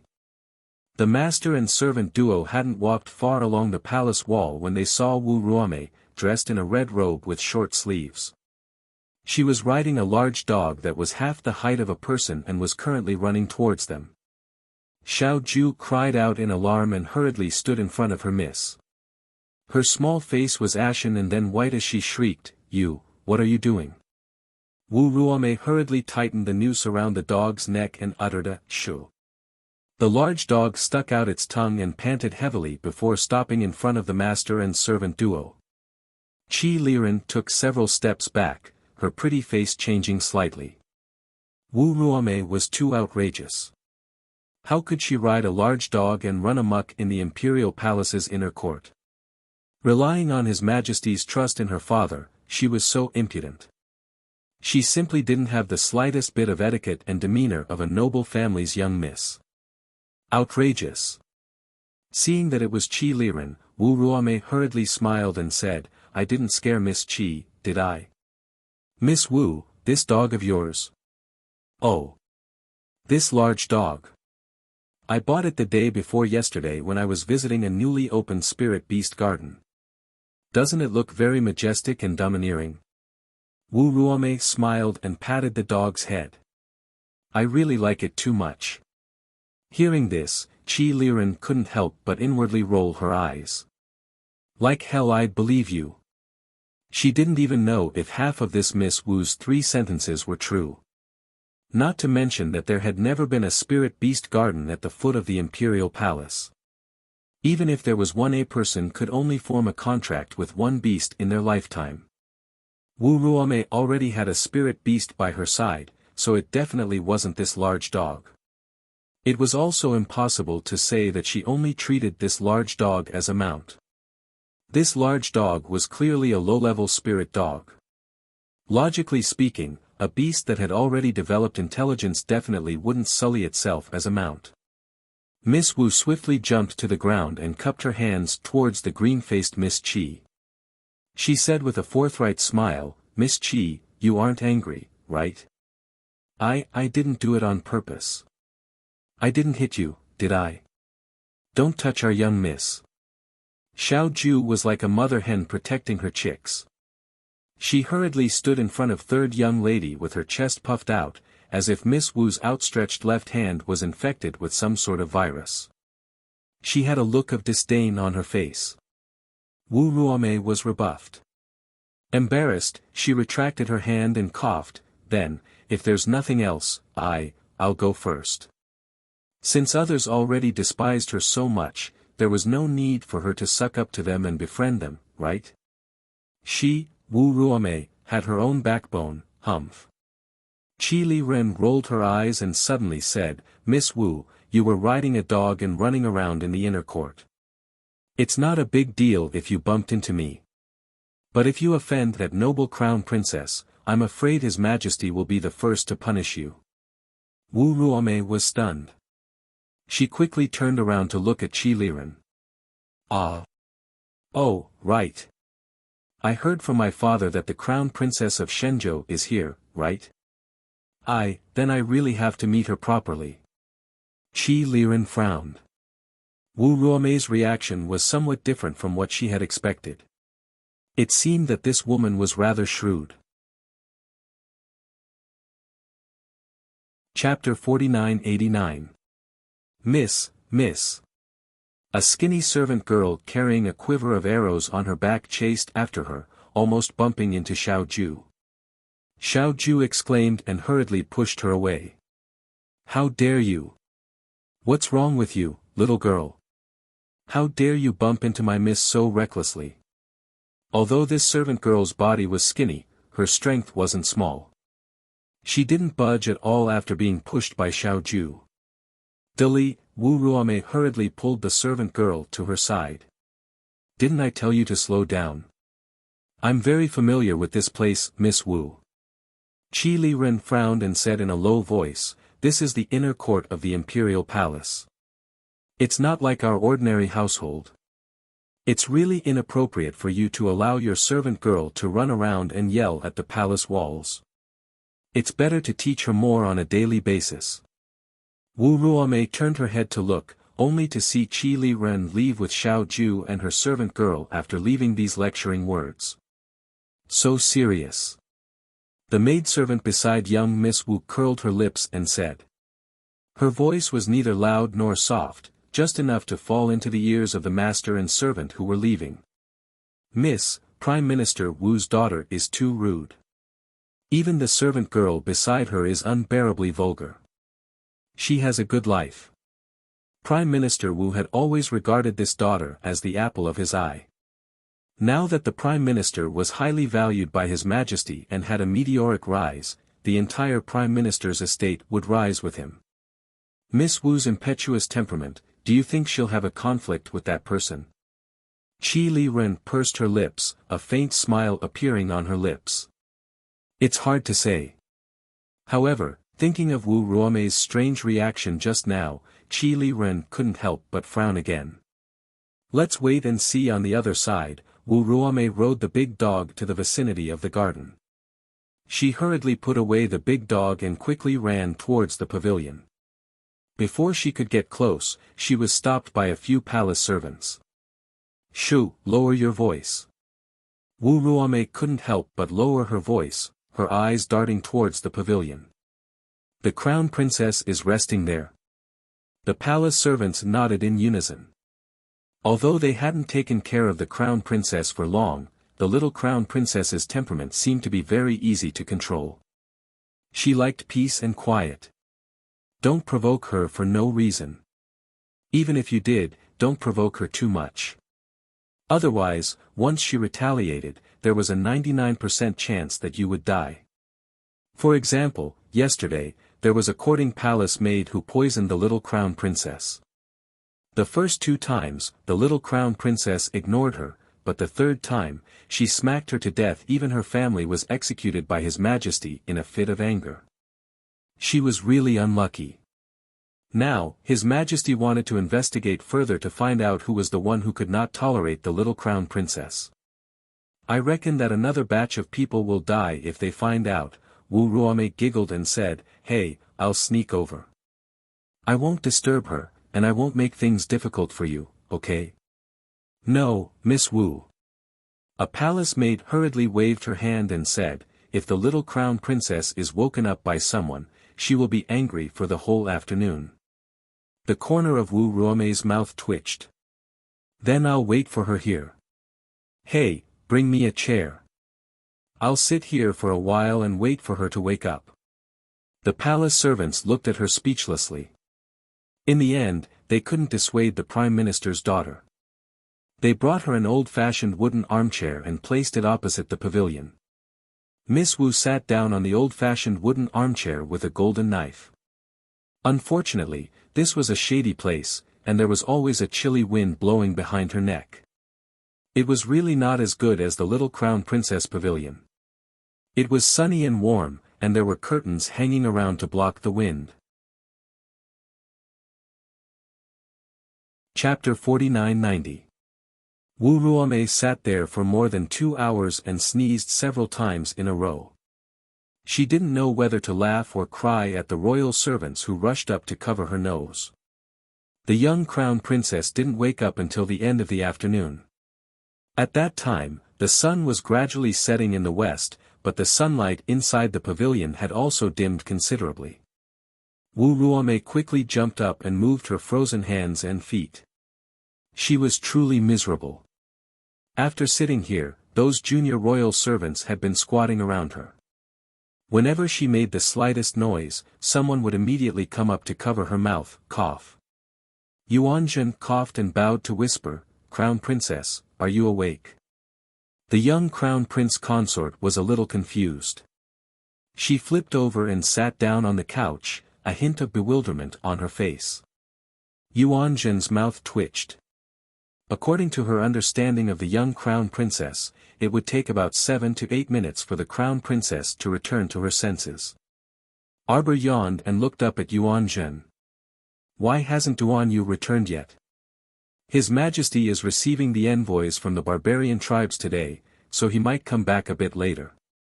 The young Crown Princess weakly replied with an "oh," and rubbed her stomach. Unexpectedly, when he raised his eyes, he saw a young girl dressed in a red robe with short sleeves tied up. She had an excited look on her face as she ran and hopped in front of him. You're that Crown Princess of the Divine Province, right?" Wu Ruame reflexively wiped her hands on her gown and excitedly shook Arbor's hands. "I was fortunate enough to see you up close. Sure enough, you're identical to the person in the painting. Fakes don't have half of your charm." Arbor blinked and looked down at her little paws that were being held. She asked expressionlessly, "Who are you?" Yuanzhen couldn't help but facepalm and hastily stepped forward to introduce, "Crown Princess, this is Prime Minister Wu's daughter, Miss Wu Ruame." Oh. Arbor had heard of Prime Minister Wu's name before. As Duan Yu's right and left arm, a trusted aide, he should naturally be a good person. The young Crown Princess raised her eyebrows and understood the meaning behind Wu Ruame's words. "You've seen imitations before?" "That's right. Not long ago, there was a fake mixed in with the messengers from the kingdom of Dalyuel. You didn't see that woman. She's really ugly. Her fake face made me want to vomit." The young Crown Princess moved to the side, and Wu Ruame very naturally sat down next to her. The two of them started chatting like this. Yuanzhen was speechless. Although they were chatting, it seemed like Miss Wu was the only one chattering non-stop. From the many countries where the fake Luo came to visit His Majesty, to how His Majesty searched the entire city for the 3 state teachers, to how His Majesty received the news and chased after Wang Chuan. The young Crown Prince Consort sat there and listened the entire time as she spoke vividly and vividly. When Duan Yu came over in the evening, he saw the two of them chatting while sitting side by side on a couch. How strange. Jojo didn't get along with just anyone. Duan Yu raised his eyebrows and allowed the palace servants to roll up the pavilion's curtain for him. He slowly walked in with a smile in his eyes. Arbor asked when he saw him enter, "Duan Yu, are you done?" "I chatted with little Maisie the entire afternoon and almost finished the pastries." Aunt Yuanzhen couldn't help rolling her eyes.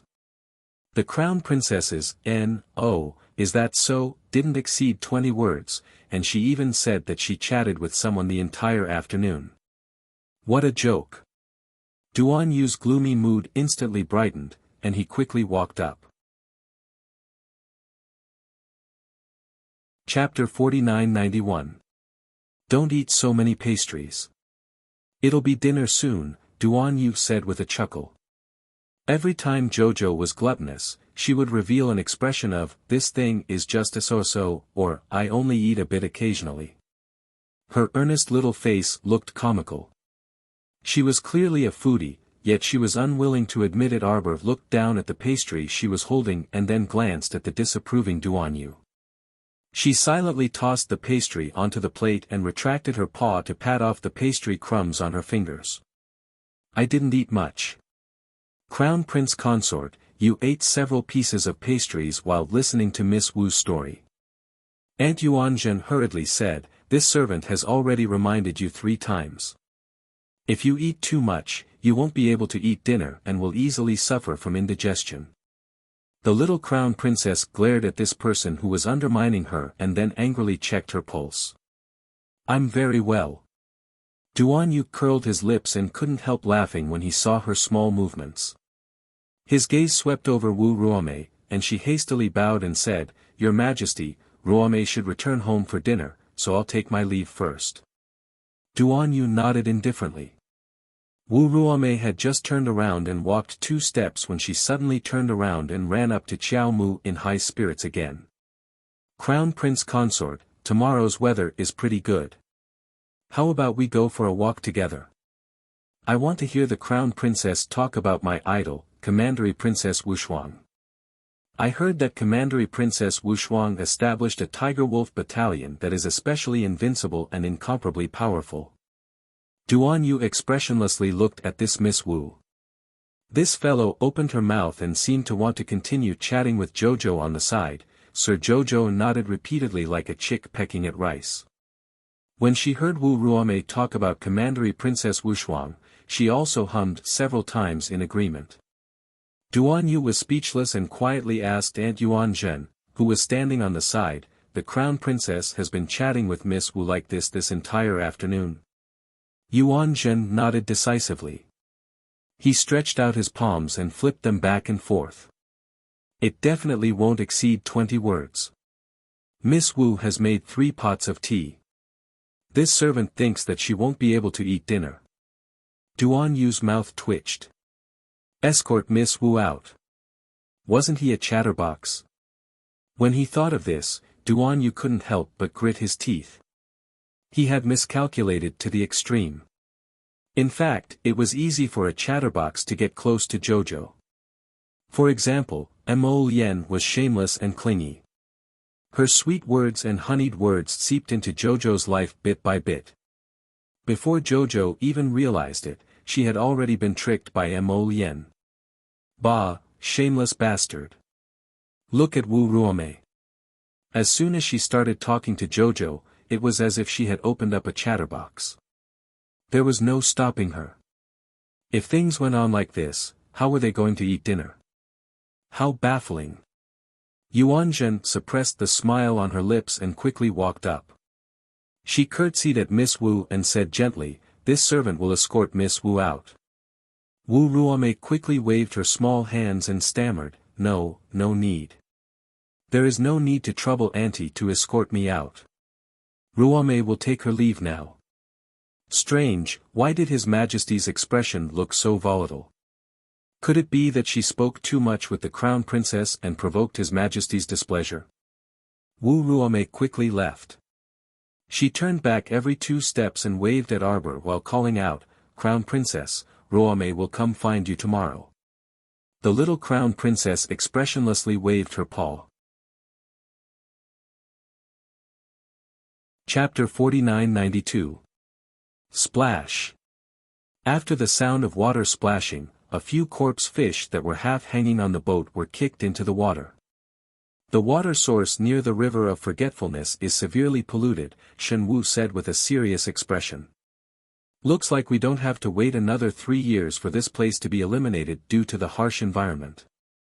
After getting rid of the corpse fish at the entrance of the abyss of the sacrificial sea, Ji Qin said solemnly, Jojo's aura is faintly discernible. It looks like he came here before but left a day or 2 ago. Could he have returned to Dragon Flame City first? Mo Lien pondered for a moment and nodded indifferently. It's very possible. Then what are we waiting for? Let's go back immediately, the Venerable Peach Blossom Immortal said hurriedly. Mo Lien had long been impatient to return home and wanted to rush back immediately. He didn't know how Qiao Qiao was doing right now. He must be scolding him every day, there's no time to lose. Let's go back immediately, the Venerable Peach Blossom Immortal urged. His gaze fell on the man and woman tied to the bow of the boat. How did they handle it?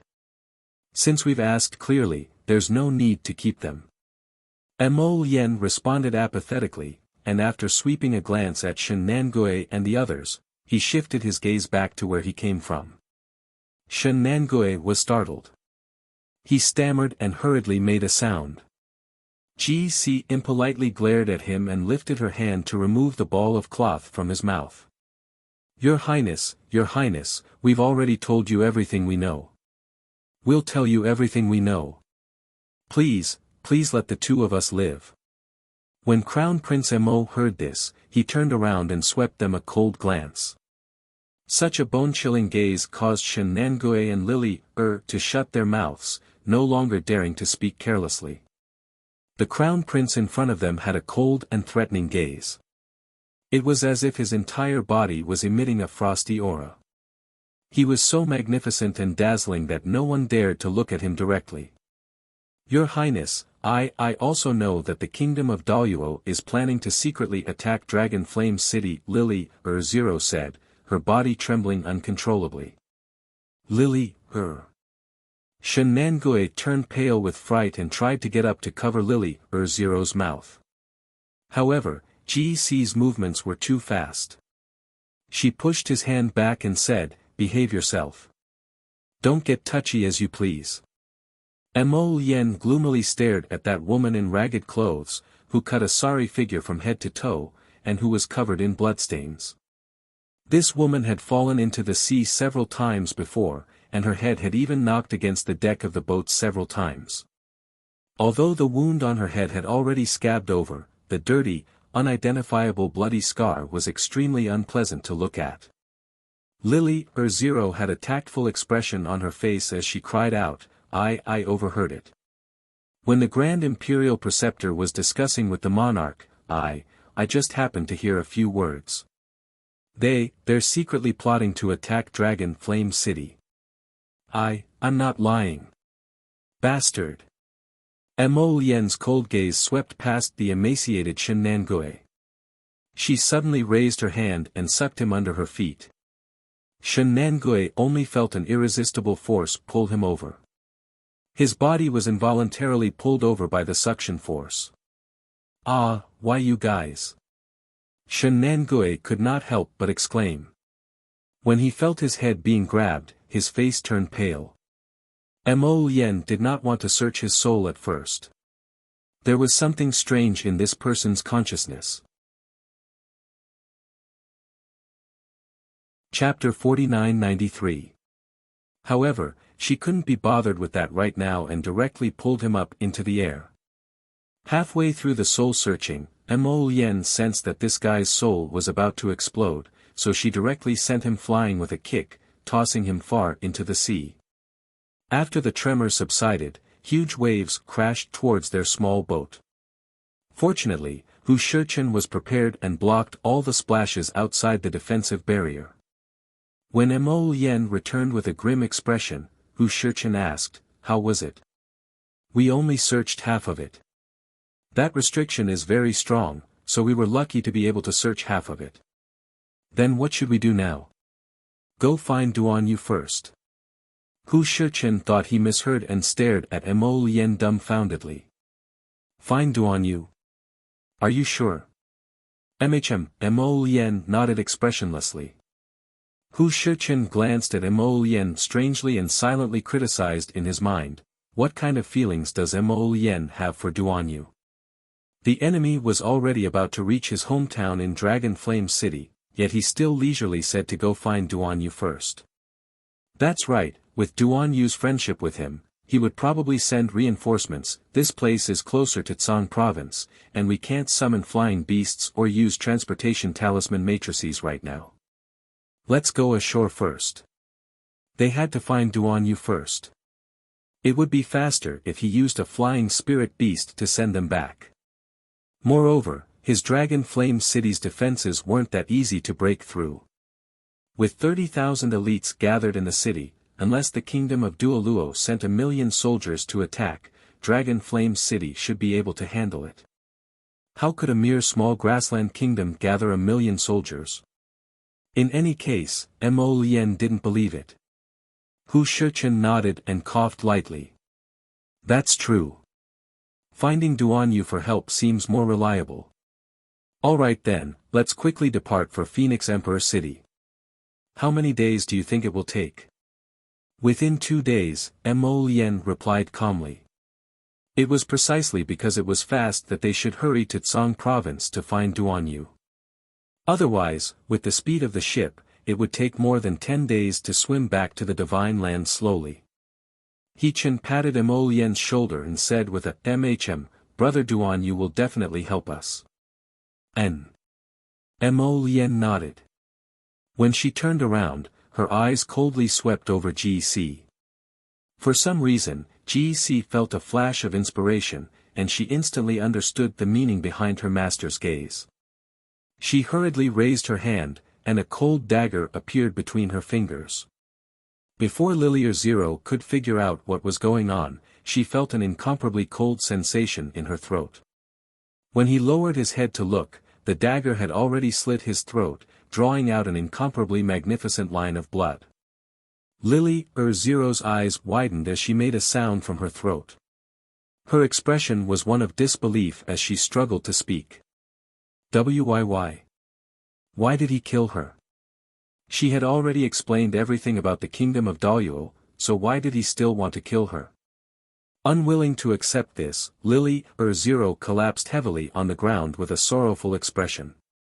Her neck was slightly arched, as though she wanted to see what color the haze in the sky could reveal. After all, she had just undergone plastic surgery, and her beautiful life had probably just begun. It was needless to say how miserable it was for her to die in this sea of forgetfulness. Lily or Zero's corpse was thrown into the sea to feed the zombie fish, so no one would care about her life or death. On the other side, Duan Yu, who was currently serving food to Sir Jojo, paused in his actions. His nose itched as though he was yearning for something. Your Majesty. The East Mountain King requests an audience. Chapter 4994. Jojo, you eat first. I'll be right back. Arbor replied with an, oh, and was currently using his chopsticks to poke at a piece of tomato fish, battling with it. Yuan Zhen expressionlessly stood on the side, occasionally refilling the little crown princess soup and reminding her to drink more nourishing soup. Arbor secretly peeked at Yuan Zhen. Aunt, you should also go eat. In reality, she really wasn't that particular about her meals. She simply didn't need someone to stand on the side and serve her with this and that. Yuan Zhen curtsied. Yes. Thus, she led several junior palace maids out of the door. Seeing that there was no one else in the hall, the little crown princess immediately tossed her chopsticks aside and walked to the other end of the long table. She picked up a large soup spoon and ate 2 mouthfuls of corn shrimp. When Duan Yu entered, he saw the little stoic pacing back and forth around the table while holding a small silver bowl in her hand. She moved the spoon from side to side as if she was pointing at the mountains while muttering, "Eat this? I don't like it. Eat that? This corn shrimp tastes pretty good. Why are you so picky? Mother knows. You're too annoying. You can only make your own decisions after you come out. Listen to mother for now." Duan Yu couldn't resist twitching his mouth, and he quickly walked up to pull her back. Who are you talking to? This little fellow was rambling on and on, looking a bit comical. Arbor rubbed his stomach and said in all seriousness, Baby likes to eat food with divine energy, but food with spiritual energy is a bit disdainful.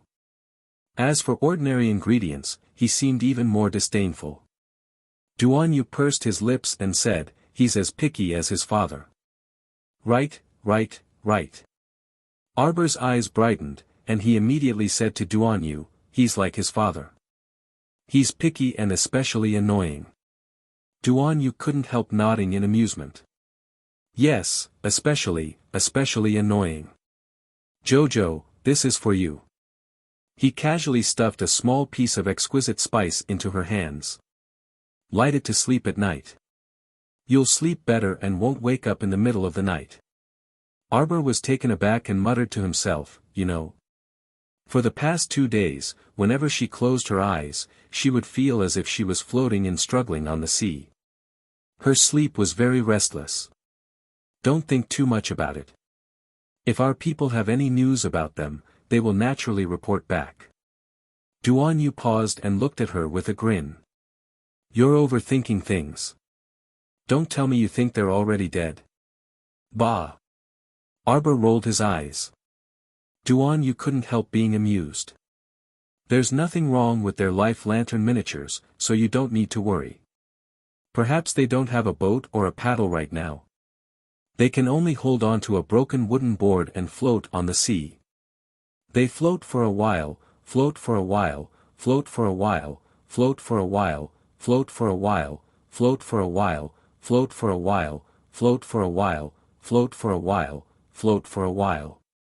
Sir Jojo glanced at him, and his tense little face suddenly relaxed.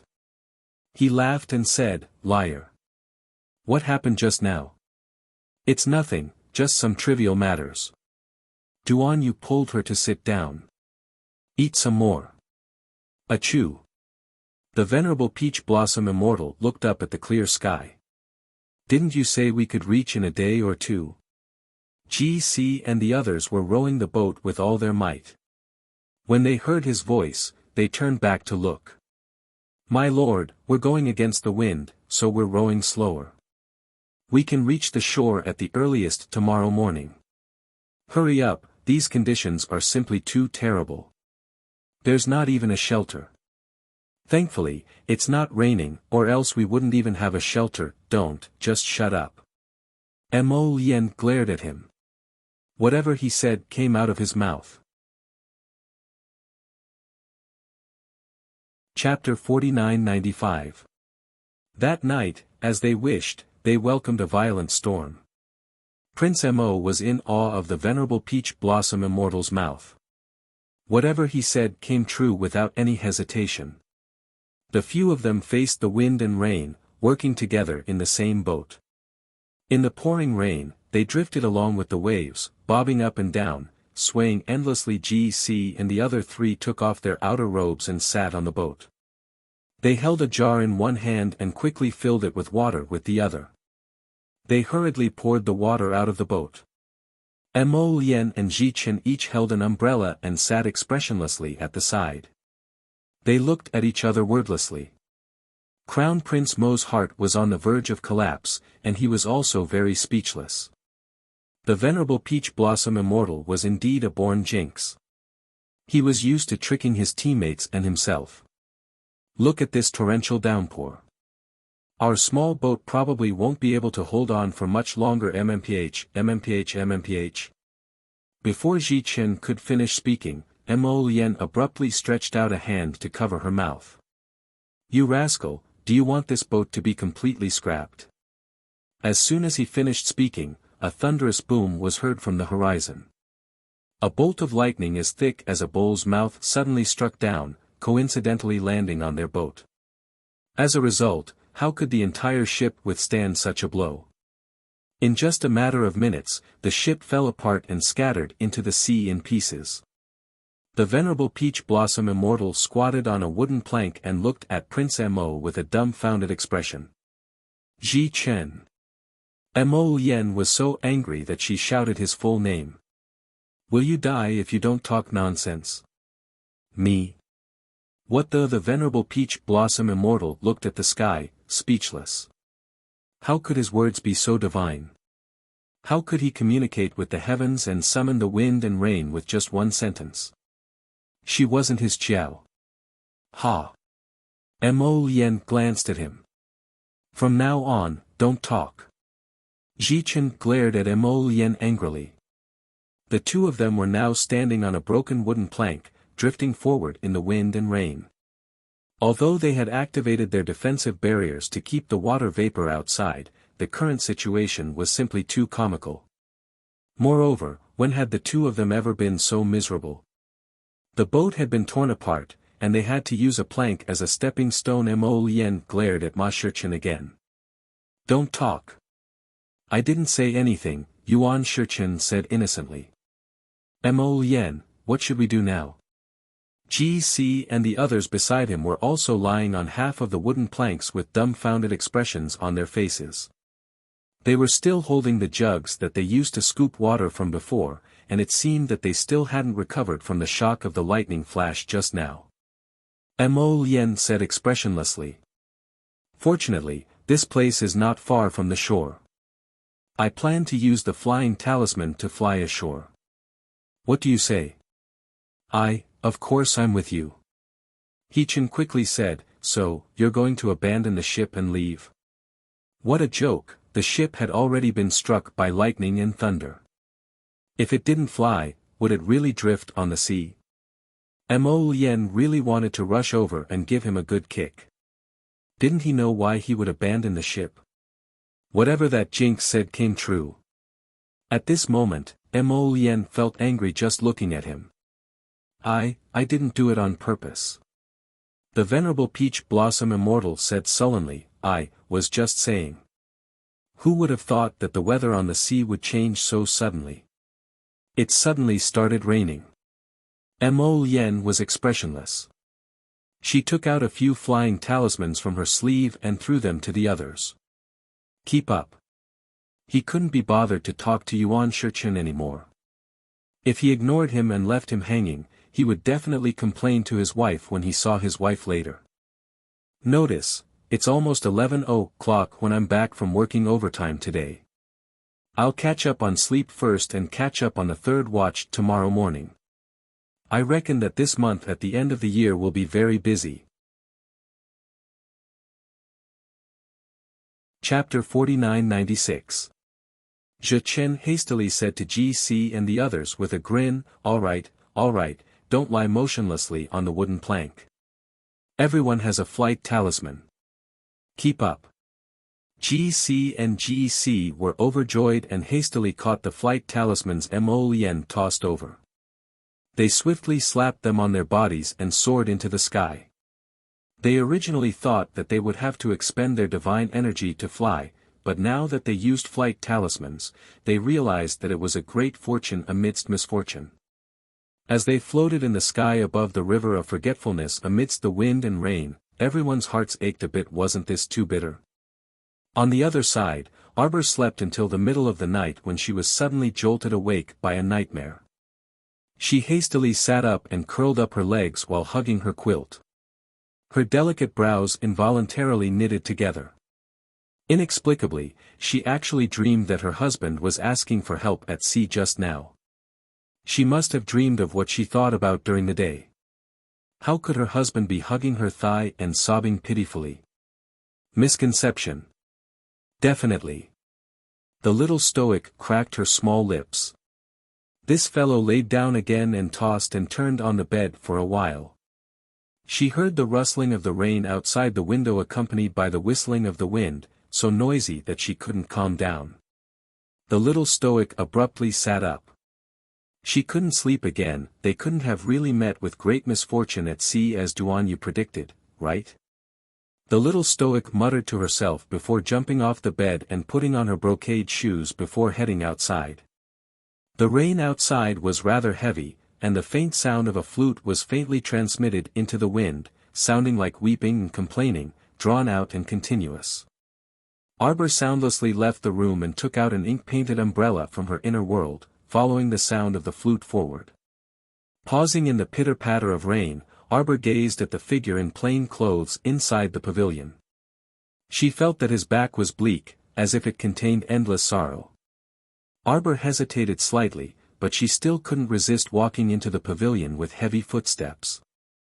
That person suddenly turned around, a pair of watery peach blossom eyes staring fixedly at her. His clothes were very thin, and as he stood in the wind, his surroundings were silent and still, as if he was the only person left in the world. His figure was slender and tall with long black hair, and he tightly gripped a green bamboo flute in his hand. When he looked at Arbor, his pitch-black pupils involuntarily made her heart tighten. "Did I wake you up?" He smiled apologetically at her. After 3 seconds of silence, the two people said, "I couldn't sleep." Hence, they looked at each other with a smile. Mother's 100th day. The day she left, it was just like today. It was raining cats and dogs, and it didn't stop. A whole hole pierced through the sky. It's your own heart that's been stabbed, right? Xiao Mu thought to herself. Duan Yu gently raised his hand and swept his sleeve across the round table in the pavilion. His fingers slowly caressed the icy surface of the table. Yu. She was only a normal person. There will come a day when she will leave before me. Life is like this. From the day you are born, you will experience loss,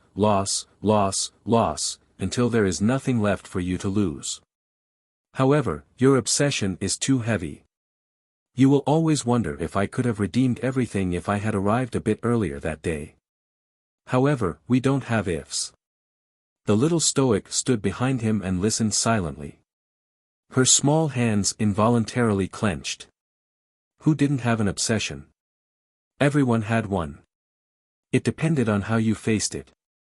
As long as there is a glimmer of hope, no one is willing to be alone. Chapter 4997. Duan Yu, she didn't know how to comfort him. She only felt that all words of comfort were empty and weak. How could she empathize without experiencing it personally? Just like when the holy water sect left her back then, she was in so much pain that she couldn't breathe and couldn't easily say, I can let it go. In reality, it was simply hard to let it go. They were only ordinary people in the world, not those aloof and resolute people who could see the world clearly. There were 8 great sufferings in life. Love, separation, and hatred were difficult to obtain. No one could help her. She could only walk out on her own and release her emotions. Duan Yu. The little stoic called out to him. Like a kitten's paw, she lightly scratched the lake in his heart and parted the layers of ripples. Duan Yu suddenly turned around and strode forward. He abruptly pulled her into his arms and tightly hugged her. This hug had nothing to do with romance, only a sense of disappointment and loss. The little stoic was startled and subconsciously wanted to pry his arms away and break free from his embrace. However, she heard him lower his head next to her ear and murmur vaguely, "Don't move, just a hug is enough." He would only hug her once in this lifetime, and it would also be his impudence tonight. In reality, he already knew that if he missed it for a moment, he would miss it for a lifetime. Even if time turned back, even if water was spilled, a missed opportunity was a missed opportunity. He couldn't force it in this lifetime. When the little stoic returned to the room, it was already late at night. The light inside the room was dim, and a figure was indistinct outside the door. The shadows of the trees outside the window swayed, and the rustling of the rain accompanied by the sound of the wind made one's heart endlessly vexed. Xiao Mu sat on the edge of the bed for a long time before abruptly slapping her own leg. Who asked you to go out of curiosity? Who asked you to be unable to control your legs? She abruptly threw herself onto the bed, allowing herself to sink into the soft brocade quilt. What to do? After going out for a walk, she became even more unable to sleep.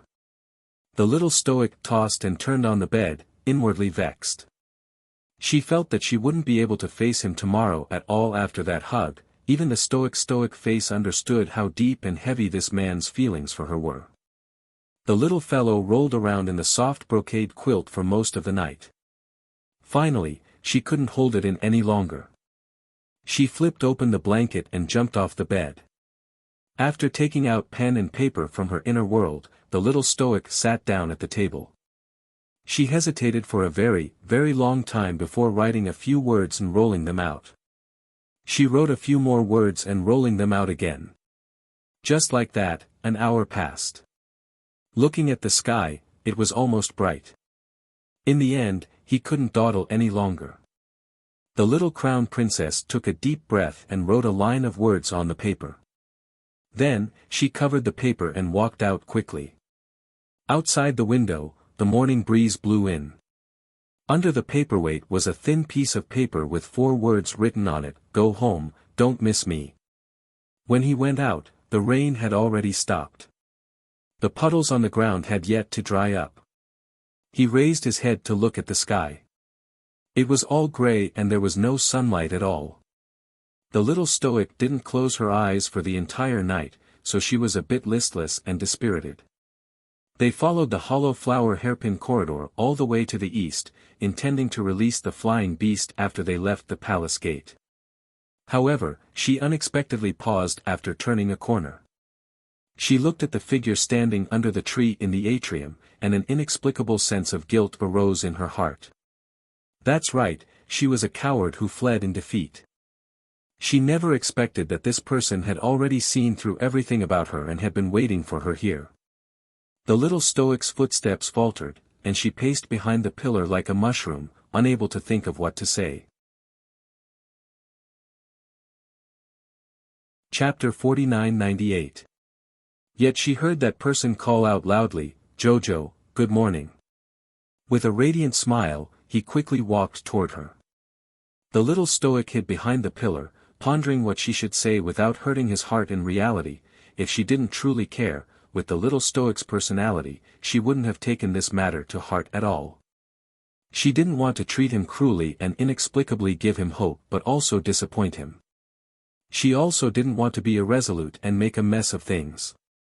This person was one of the most important people in her life. He was her close friend, her confidant, and someone she would inevitably worry about for the rest of her life. But there was only one heart that loved hubby, and it couldn't be increased or decreased by a single bit. Hubby treats me wholeheartedly, and I also cherish him dearly. He is my lifelong dependence, and I will never leave or abandon him, and I will never forget him. It is only my heart. Why not tell Duan Yu everything clearly from the beginning? If it was impossible, then it was impossible. But the little Stoic felt that 2 strands of hair on her head were about to turn white from thinking about how to speak. Her heart was tormented and conflicted. On the other hand, Duan Yu had already strode forward and pulled her out from behind the pillar with one hand. I don't want to make you suffer, and I don't want to make things difficult for you or disappoint you. I don't want to give you any hope because I especially cherish you. You are also a very, very important friend of mine. I just wanted to tell you. There is only one Lien in this world. Wherever Jojo's Lien goes, Jojo will go. If he ascends to heaven, I will also ascend to heaven. If he enters the Yellow Springs, I will also follow him. The little Stoic only felt that her words were incoherent and unclear. She looked at him anxiously and asked, do you understand what I mean? Duan Yu suddenly chuckled and flicked her forehead. What are you thinking about? You're always so thoughtful and love to think about all sorts of things at such a young age. Your thoughts are boundless. It can't be because I hugged you last night, so you feel that my heart is attached to you? You fierce girl, other than that stupid Mo Lien, who would dare to like you? Do you still remember how you beat me up when we first met? I'm not a fool. Why would I like to be abused by you? You won't give up until you hit a wall. That's not me. The little Stoic pursed her lips and stole a glance at him. What's wrong with this person? How many years had it been? Why was she still harping on the matter of beating him up when they first met? Stingy. I'm just helping that idiot take care of you for a while. When he comes back, I'll immediately hand you over to him without any hesitation. Do you think you're easy to raise? Let me tell you. You're so annoying. Alright, you don't have to say anything more. Hurry up and follow me to have breakfast. After you're done eating, go back to your room and get some sleep. Don't let your imagination run wild. The little Stoic opened her small mouth, but her words were stuffed back down her throat by his string of words. Her footsteps involuntarily followed him. Breakfast was like a battle. This guy kept stuffing food into her mouth. The little Stoic rubbed her round belly and followed him back to her bedchamber. If you leave without saying goodbye, I won't forgive you for the rest of my life, he suddenly said in a low voice. Arbor stole a glance at him before stiffening his neck and turning around. Just now, just went for a stroll. What do you mean by leaving without saying goodbye? Duan Yu chuckled. Little heartless. Alright, you can go in. I still have things to do.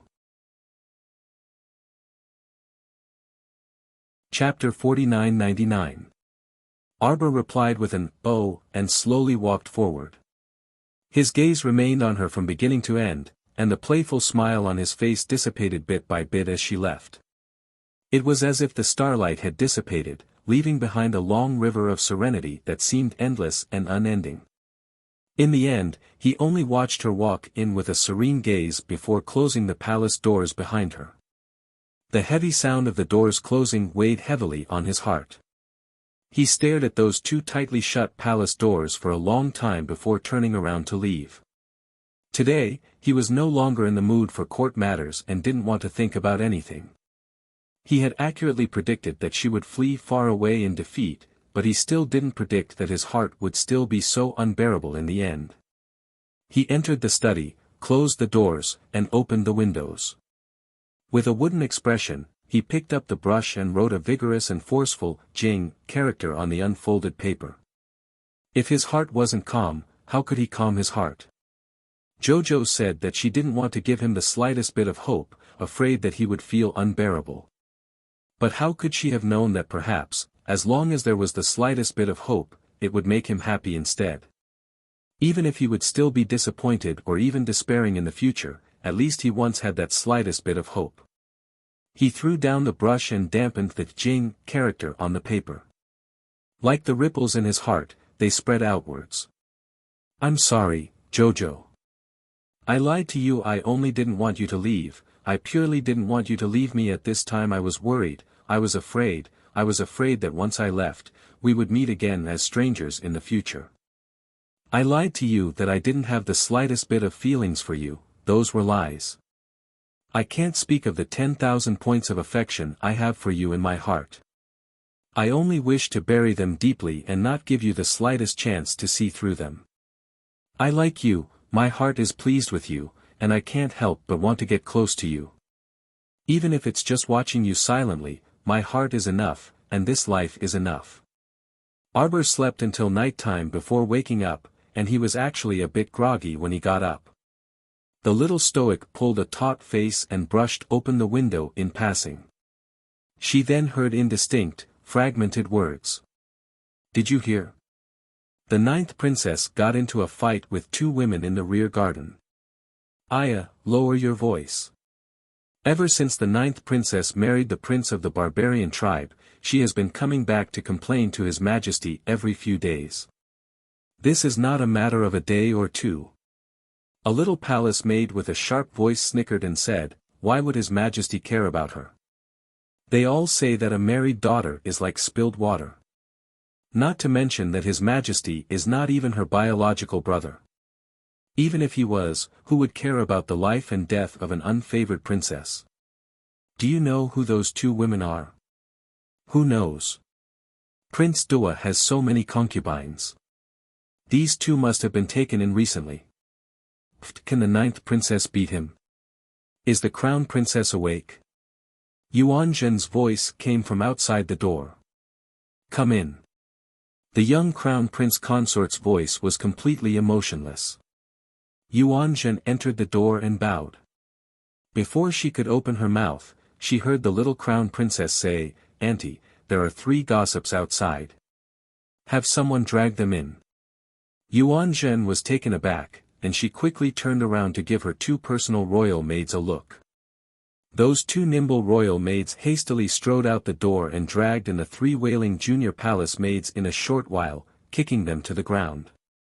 The 3 junior palace maids were all quite young, and their eyes were flustered. They shrunk their heads back and didn't dare to meet the little crown princess's eyes. How could Yuan Zhen not understand? Her face darkened, and she shouted angrily, how dare you? Crown princess, spare my life. Crown princess, spare my life. Chapter 5000. The 3 little palace maids panicked in fright, repeatedly kowtowing and apologizing to Arbor, loudly begging for mercy. Arbor sat there expressionlessly, coldly looking at the three people kneeling on the ground. Yuan Zhen gave a meaningful look to the palace maid beside her. That palace maid quickly stepped forward, picking up a crying little palace maid on the ground, and coldly asking, "Speak, who ordered you to come here and spread rumors? What is your purpose?" "Aunt, spare us. Crown Princess, spare us. Crown Princess, spare us, we don't know, we don't know." The little Crown Princess coldly glanced at them. With a wave of her hand, 3 dictum talismans flew into the 3 people's bodies. "Speak, who ordered you to come here?" It's Eunuch Yang, he gave us some mystic coins and food, told us to come here and pass on a few words." Yuan Zhen's face instantly became very ugly.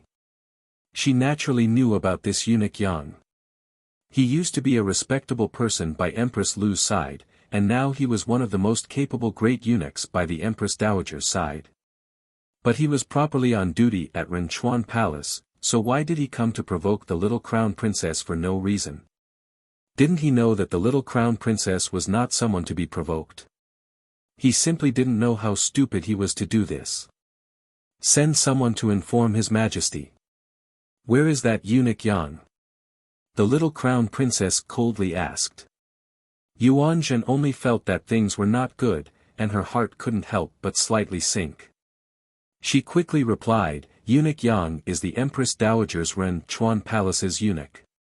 Arbor stood up with an indifferent expression, walking outside. "Go to Renchuan Palace." "Crown Princess, do you want to go there personally?"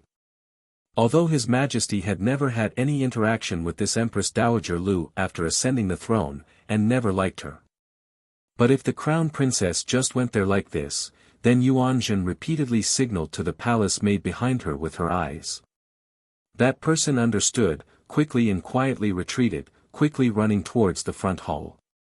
Today's matter was probably not over. "Bring them along." The young Crown Princess ordered coldly, her face expressionless. From the first day she entered the Azure Palace, the days had never stopped. Previously, there was a palace maid who tried to poison her again and again. She couldn't take it anymore and killed her. Now, someone else had come to provoke them. Could it be that Jojo gave others the impression that he was a soft persimmon that anyone could step on? When a persimmon gets angry, it can also choke people to death. Arbor walked out of the palace doors with a stoic expression and headed for Queen Dowager Lu's Renchuan Palace under the guidance of a group of people. The 3 little palace maids cried until their eyes were crooked and their mouths were slanted. Snot and tears flowed down their faces. They were tied up with ropes and dragged away. All the way, they couldn't help but let out faint sobbing sounds. "What are you crying for?" Arbor shouted impatiently. These people were really sick. They didn't have the ability, but they liked to go around provoking people. When they were caught red-handed, they always liked to act pitiful, making it seem like she was so cruel. If it weren't for people always coming to provoke her, she wouldn't have bothered with them for 100 years. Stuff their mouths first. Yuan Zhen kept thinking about the little grand aunt in her heart, hoping that His Majesty would quickly appear. Looking at this situation, it probably wasn't just that Eunuch Yang who was unlucky. Empress Dowager Lu would also be implicated. The 3 little palace maids trembled incessantly. After their mouths were stuffed, they could only let out fragmented whimpers. Xiao Mu's mood only improved slightly after the ringing in her ears became much quieter. Chapter 5001. However, when the group of people turned to the back garden, they heard heart-wrenching cries before they had even taken a few steps. Several tumbling figures punched and kicked, tearing and pulling from one end of the path to the other. Unable to control their bodies, they fell and rolled into the flowers. Everyone could only stop in their tracks and look at each other. They saw 3 women with disheveled clothes and hairpins, as if they had gone mad, fighting in a chaotic mess. However, it was mainly 2 against 1. Grabbing the ends of one of the women's hair, they pulled and tore, tearing off half of her sleeve. On his bare arms, there were a few obvious scratches made by fingernails. This time, Aunt Yuanzhen's expression became even more unsightly. Because she had already recognized who was being dragged and beaten by the two foreign women. It was the 9th princess, Rong Yu-hu, who had married into the barbarian tribe not long ago. This was simply too outrageous. Why aren't you pulling them away? You're all dead. Yuanzhen angrily berated. The small palace servants who were secretly watching this farce from the side hurriedly went forward to pull the 3 women. After separating them with great difficulty, Rong Yu-hu screamed and wanted to go forward to fight back, but Yuanzhen blocked her with one hand. Prince Consort, you'd better think thrice before you act. Yuanzhen said with a sullen face, it's fine if those uncivilized shrews don't know etiquette. However, Prince Consort has received the best education in our Zhangzhou. Don't lose the demeanor a mistress of the household should have. Rong Yu-hu stood there with disheveled hair. Her entire body was in pain, and her head was about to explode. Zhangzhou's imperial family is only so. One of the foreign women who had been scolded by Yuanzhen said with a face full of mockery, the daughter they taught is even worse than us uncivilized shrews. Impudent. Yuanzhen angrily rebuked. These 2 concubines of Prince Yuhua were too ignorant of etiquette and impudent. Where did they think they were? This was the inner court of the Azure Palace. They actually dared to be so impudent and bite the 9th princess in the back garden. It was simply Yuanzhen was so angry that her face turned green. The 2 exotic women both had the bloodline of the grassland. Their eye sockets were deep, and their noses were high. They were indeed beautiful, but their coquettish and rude appearance greatly reduced their beauty. We're not from Song Prefecture. You're just a servant in the palace. How dare you scold a guest like this? What a joke. Hurry up and get out of the way, we sisters still have to rush back to serve the prince. Isn't that so? The prince is still waiting for us in the bedroom. If we disturb the prince's mood, I don't think any of you can afford to take responsibility. The 2 girls really dared to say anything unrestrained. Yuanzhen's face turned ashen when he heard that. Arbor stood expressionlessly on the side. At first, he didn't want to interrupt, but when he heard the 2 women provoking the crowd, he couldn't help but frown. You're too noisy, the little crown princess said coldly. Even a pheasant sounds better than the 2 of you. The 2 women had been giggling, but when they heard the little crown princess's words, they couldn't help but be startled. Their laughter abruptly stopped. One of them shouted in exasperation, "Damned girl, do you want to die?" Yuanzhen was so angry that his heart was in turmoil. He angrily shouted, "Impudent! A concubine of a prince from a tiny barbarian tribe dares to be so rude in the inner court of the Azure Palace. Take them down." Immediately, 3 to 5 tall and sturdy female servants rushed over. Just as they were about to reach out and grab the 2 women. Chapter 5002. Who would have thought that the 2 women would suddenly attack, 2 daggers coming out of their sleeves, aiming for the young crown princess' neck. Yuanzhen's heart tightens, and even the voice that comes out of his mouth trembles. Quick, someone come quickly, take down these 2 female assassins. If they hurt this little ancestor, in his majesty's rage, he would most likely implicate everyone present. After following by this person's side for a few days, how could Yuanzhen not understand? This His Majesty, protected the young crown princess like she was his treasure. He absolutely wouldn't allow anyone to touch a single strand of her hair. Whoever dares to touch her can only wait for bad luck. But Arbor doesn't even spare the 2 women a glance.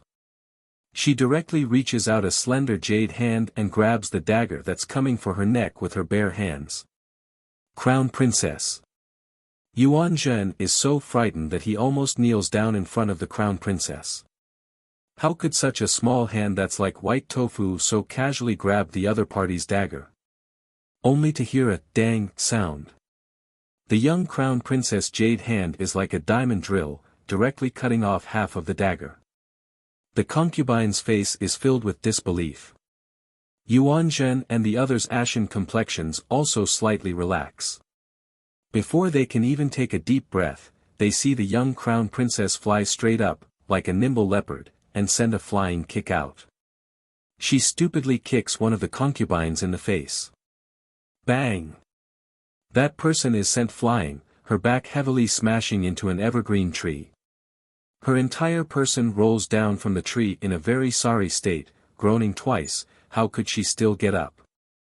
The other concubine is completely stunned, the dagger in her hand momentarily not being able to hold it steady, and it falls to the ground with a clang sound. Arbor knits her brows. The person behind the scenes went through so much trouble, reaching into the palace and making all sorts of arrangements, only to arrange such a joke. First, he bribed eunuch Yang by Empress Dowager Lu's side, and then let him use some resources to lure 3 palace maids to do his bidding. In the end, he just wanted to lure her into the back garden and let 2 concubines with low cultivation to kill her. It was completely unreasonable for them to go through so much trouble and only send out 2 low-level assassins. There was something fishy about this matter. Arbor took a step forward, and the pale-faced concubine couldn't help but cry out, "Prince, your highness. Ah! Help! Help!" The concubine only managed to utter a few words before she was pressed down by a group of guards. Her face touched the ground and her entire body was pressed to the ground. She struggled bitterly but was unable to move. "Tu Lang, what are you waiting for? Are you waiting for them to kill me? If we sisters die, the prince will definitely not let you go." Suddenly, the treetops moved, and a huge gust of wind blew down from the sky. Crown Princess. Yuan Zhen and the others only felt the ground tremble. When they looked up, they saw a strange thing with a wolf head and a human body that was 2.5 meters long appear in the imperial garden. His fist was as big as a giant alms bowl. When he punched towards the little crown princess's head, Yuan Zhen and the others' hearts couldn't help but clench. In front of this tall giant, the petite crown princess was simply like a little child. She could be crushed with a single finger. So the main character was waiting for her here. Arbor's lips curled into a cold smile.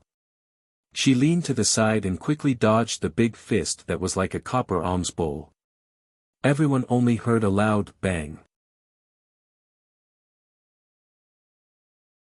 Chapter 5003. At the same time, at the north gate of the Phoenix Emperor City, a carriage with a blue canopy passed by the long line of people moving forward as fast as lightning. The wheels of the carriage rolled over the bluestone road, making a series of sounds. The pedestrians in front of the line couldn't help but turn their heads to look at the person who cut the line. Marquis and Xingho is ordered to leave the capital. He has something to do.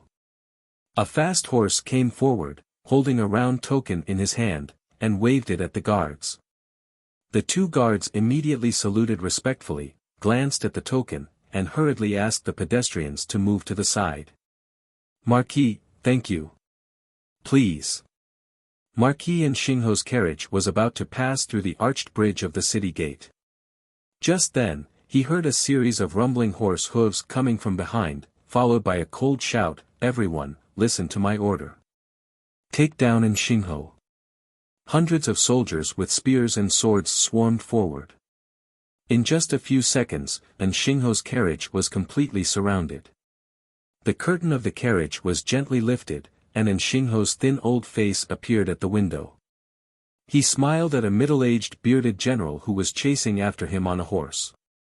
"East Mountain King, why have you led your men here? I've been summoned to do something." "Marquis, please. His Majesty wants to see you." Xingho's thin face showed a faint smile. He laughed dryly and said, "I don't know why His Majesty summons me." East Mountain King Wu Heng said expressionlessly, "Marquis, you must be joking. Since His Majesty summons you, it's your duty as a minister." How can you inquire so many people before meeting His Majesty? And Xingho's smiling face turned gloomy little by little. The corners of his mouth moved, and he said coldly, I'm not feeling well these days. I'm afraid His Majesty is sick. Why don't East Mountain King report to His Majesty, Marquis, do you want to defy the edict? East Mountain King Wu Heng glanced at Xingho with a faint smile, fiddling with a sharpened dagger in his hand. East Mountain King said with a smile, I'm afraid Marquis has no room to refuse. And Xingho's face turned green and white, and his palms on his knees were tightly clenched into fists. Guards, escort Xingho back to the palace to see His Majesty. Yes. Hundreds of soldiers surrounded the carriage. 2 of them even straddled the coachman's seat and kicked the trembling coachman off the carriage. And Xingho was silent for 2 seconds. Then he sneered and said, East Mountain King, you don't have to do this. Ah, if Marquis is willing to cooperate with this prince, then this prince naturally does not want to force my own colleagues. Humph. And Xingho gritted his teeth, slammed down the curtain and sat in the carriage. However, in just a moment, the curtain of the carriage was lifted again. Wu Heng, the East Mountain King, jumped up with a smile and sat in the same carriage as Xingho. Xingho was furious. What is the meaning of this, Wang Ye? This prince is a little tired today. Let me borrow the Marquis's carriage. Heh, your highness doesn't need to be like this. Since this Marquis has already agreed to go with you to see His Majesty, I naturally can't do anything else. You don't have to monitor me so closely. The Eastern Mountain King, Wu Heng, shook his head and smiled. That's hard to say. There's no guarantee that the Marquis doesn't have some talismans or treasures that can teleport. Since this prince is following orders, I naturally have to take precautions. East Mountain King is really loyal. East Mountain King, Wu Heng didn't mind the sarcasm in his words. He smiled and said, it's my duty to share His Majesty's worries. There's no such thing as loyalty. And Xingho closed his eyes and said nothing. Chapter 5004. This East Mountain King Wu Heng was indeed a character. Originally, this king with a different surname had a withered number of talents in the king's mansion and was gradually declining. He didn't expect that because of his unique vision and meritorious service in supporting the new emperor, the entire East Mountain King's mansion was now being used again. And Xingho sighed in his heart. He was indeed too anxious and hadn't made sufficient preparations. His rash action had indeed exposed him. However, the desire to avenge his daughter was like an ant gnawing on a fire, tormenting him day and night. He had no choice but to do this. East Mountain King Wu Heng saw that he closed his eyes and didn't speak. Seeing that they had been officials for many years, he couldn't help but shake his head and sigh, why do you have to do this? And Xingho opened his eyes and couldn't help but sneer, it's easy for you to say. If your daughter was humiliated and killed like this, I'll see if you can face it easily. Bam! Tu Lang's fist smashed heavily on the ground.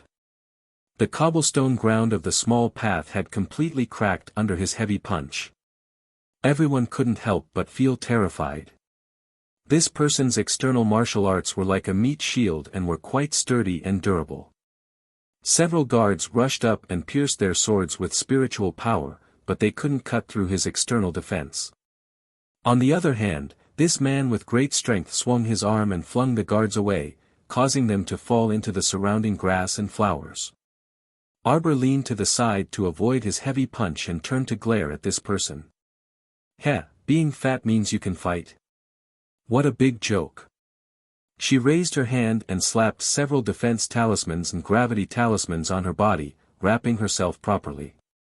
Then, she stood to the side. She hooked her finger at the strange wolf-headed man. Today, if you can shake me even a little bit, I'll surrender. When Yuan Zhen and the others heard this, their faces turned even paler. They couldn't help but cry out in grief in their hearts, Crown Princess, can you not court death? This wolf-headed monster looks extremely strong. If he gets close to you, even if your divine skills are unparalleled, I'm afraid you'll be at a disadvantage. Moreover, this little crown princess is too boastful. What did it mean to be slightly shaken? In other words, as long as this strange man pushed the little crown princess even half a step away, the crown princess would be at his mercy. Come. The little stoic raised her hand and beckoned at that howling werewolf. The two concubines looked at each other, supported each other, and stood up in a sorry state. They were just looking for an opportunity to sneak away, but unexpectedly, Yuanzhen signaled with her eyes and sent a few old nannies forward to block their way. Two guests, before this matter is completely resolved, please stay here. The two women's faces alternated between green and red. One of them couldn't help but scold in a low voice, since you know we are guests, why are you blocking our way? Yuanzhen sneered, let's wait for your prince to come over and report this matter to him face to face. As he spoke, the werewolf waved his hands, and a dozen punches flew towards the young crown princess's face. Gusts of wind blew, and the shadows of his fists overlapped. Those dozen punches were about to land on the young crown princess. Suddenly, Duan Yu heard a group of people hurrying over from outside the garden. He saw this heart-wrenching scene from afar. With an angry shout of, "You dare," he had already rushed forward. The Devil Emperor sword abruptly appeared in his palm, and he slashed at the werewolf's neck without another word. "Your Majesty, please don't attack. This is my barbarian tribe's brave warrior, Tu Lang, this prince's personal guard." Duan Yu couldn't be bothered to listen to his nonsense. Chapter 5005. The Devil Emperor sword in his hand had already swiftly brushed past that werewolf's neck. With a swish, a silvery white flame emerged on his neck, burning a bloody hole. Everyone couldn't help but be dumbfounded. Tu Lang's skin was as tough as copper and iron, and it was impossible to easily penetrate his impenetrable defense. At the same time, Tu Lang's dozen punches had already landed on the little stoic's defensive talismans. Everyone's eyelids twitched incessantly as they heard several thump thump thump thump sounds.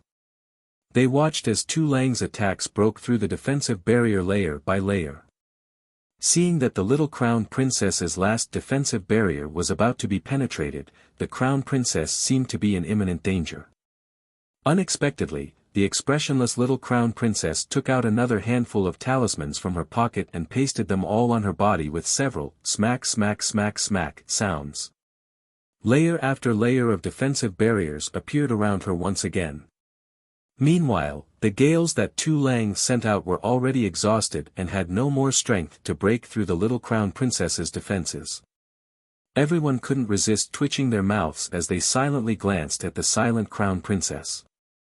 As expected, such a powerful wave of attacks from Tu Lang couldn't shake the little crown princess in the slightest. It couldn't even make her move a single toe. It was as if the little crown princess had grown out of the ground and was rooted there motionlessly. Her posture was as straight as a pine tree, and only the hem of her clothes and strands of hair fluttered in the wind. "You've lost." After a long time, the stupefied crowd finally heard the crown princess say this. What to do, they inexplicably felt this was a bit comical. "It's my turn to hit you now." The little crown princess expressionlessly rolled up her sleeves. "Everyone, did we mishear or did we not notice it earlier? When did the crown prince consort say that she would fight with Tu Lang once each? I'll beat you to death." As the little crown princess said this, she continued to paste several dozen acceleration talismans on her body with smack smack smack. Multi-attack talismans. Multi-attack talismans. Multi-defense talismans. Multi-defense talismans. Multiple speed talismans. The little crown princess had put over 100 talismans on her body, and everyone's expression was almost numb. She suddenly moved. She leaped into the air and punched towards the werewolf's head without hesitation. The gravity talisman made her feel very heavy. With a ferocious strike, the wind from the fist carried a whistling force as it heavily smashed into the werewolf's head. Pfft! The man spat out a mouthful of blood and stumbled forward a dozen steps. His body swayed a few times. In the end, he couldn't support himself and collapsed to the ground with a boom. In the huge imperial garden, it was completely silent. Duan Yu's lips involuntarily twitched, and it was quite a while before he coughed lightly. Ahem, Jojo. He walked forward and wanted to pull her to his side, but when he pulled, he realized that the little crown princess was rooted to the ground and did not move at all. He actually couldn't budge her.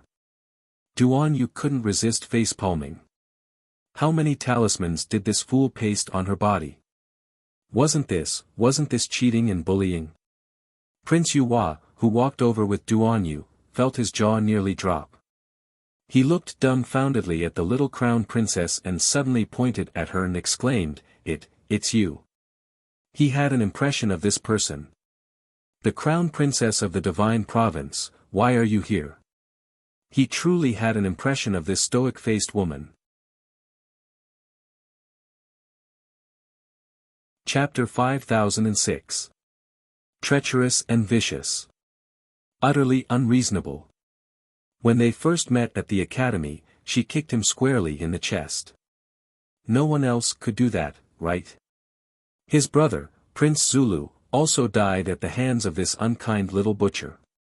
In reality, their barbarian tribe had yet to settle the score with her, but this woman was unsatisfied. She dared to do anything brazenly, kicking him the moment they met, and now severely injuring his bodyguard. Quick, take a look. Prince Daiwa quickly waved his hand, ordering people to check guard Tu Lang's injuries. Tu Lang was directly sprawled on the ground from the young crown princess's punch. Two of Prince Daiwa's royal guards hastily rushed up, but they were unable to turn Tu Lang's massive body around even after exerting all their strength. The two awkwardly reached out to check his pulse before quickly turning around to report, reporting to Your Highness the Prince, guard Tu Lang is already not breathing. What? Prince Daiwa's head was throbbing in anger, and he glared fixedly at Arbor as he shouted furiously, UWH. What are you shouting for? Duan Yu irritably interrupted Prince Daiwa's roar and swept a displeased glance at the prince. You dare to scare Jojo? You must be tired of living. Duan Yu's handsome face darkened as he impatiently retorted, Daiwa, you better give us a clear explanation. Why did you assign your bodyguard to attack the crown princess? And what's up with those two royal concubines of yours? Prince Daiwa looked at him in bewilderment, his nose huffing and puffing. Your Majesty of Zhangzhou. This prince still wants you to give me an explanation. Why is this crown princess of the divine province in your palace? What improper relationship do you two have? Why did she attack this prince's bodyguard for no reason? Don't think you're in the right just because you're loud. This prince is telling you, if you don't give me an explanation, we won't let this matter rest. This prince still wants to spread this news and smear you too. The Emperor of Zhangzhou, the crown princess of the divine land, ha. Prince Kuawa, don't bully the crown princess for not being good with words. Don't think that you can slander others just because the crown princess doesn't say anything. Yuanzhen said angrily, it was your two concubines who started this. When we were passing by with the crown prince consort, for some reason, those two concubines of yours suddenly attacked the crown prince consort. Nonsense. A trace of anger flashed across Prince Dewa's tanned face. He turned back to look at the two disheveled concubines and said angrily, you beat my two beloved concubines to such a state, and now you dare to accuse others. My two beloved concubines are just low-level cultivators. Would they be so stupid as to provoke the crown princess of the divine land? It's not like he has nothing better to do. Yuan Jinjin was so angry that she laughed, they're just that brainless. What evidence do you have?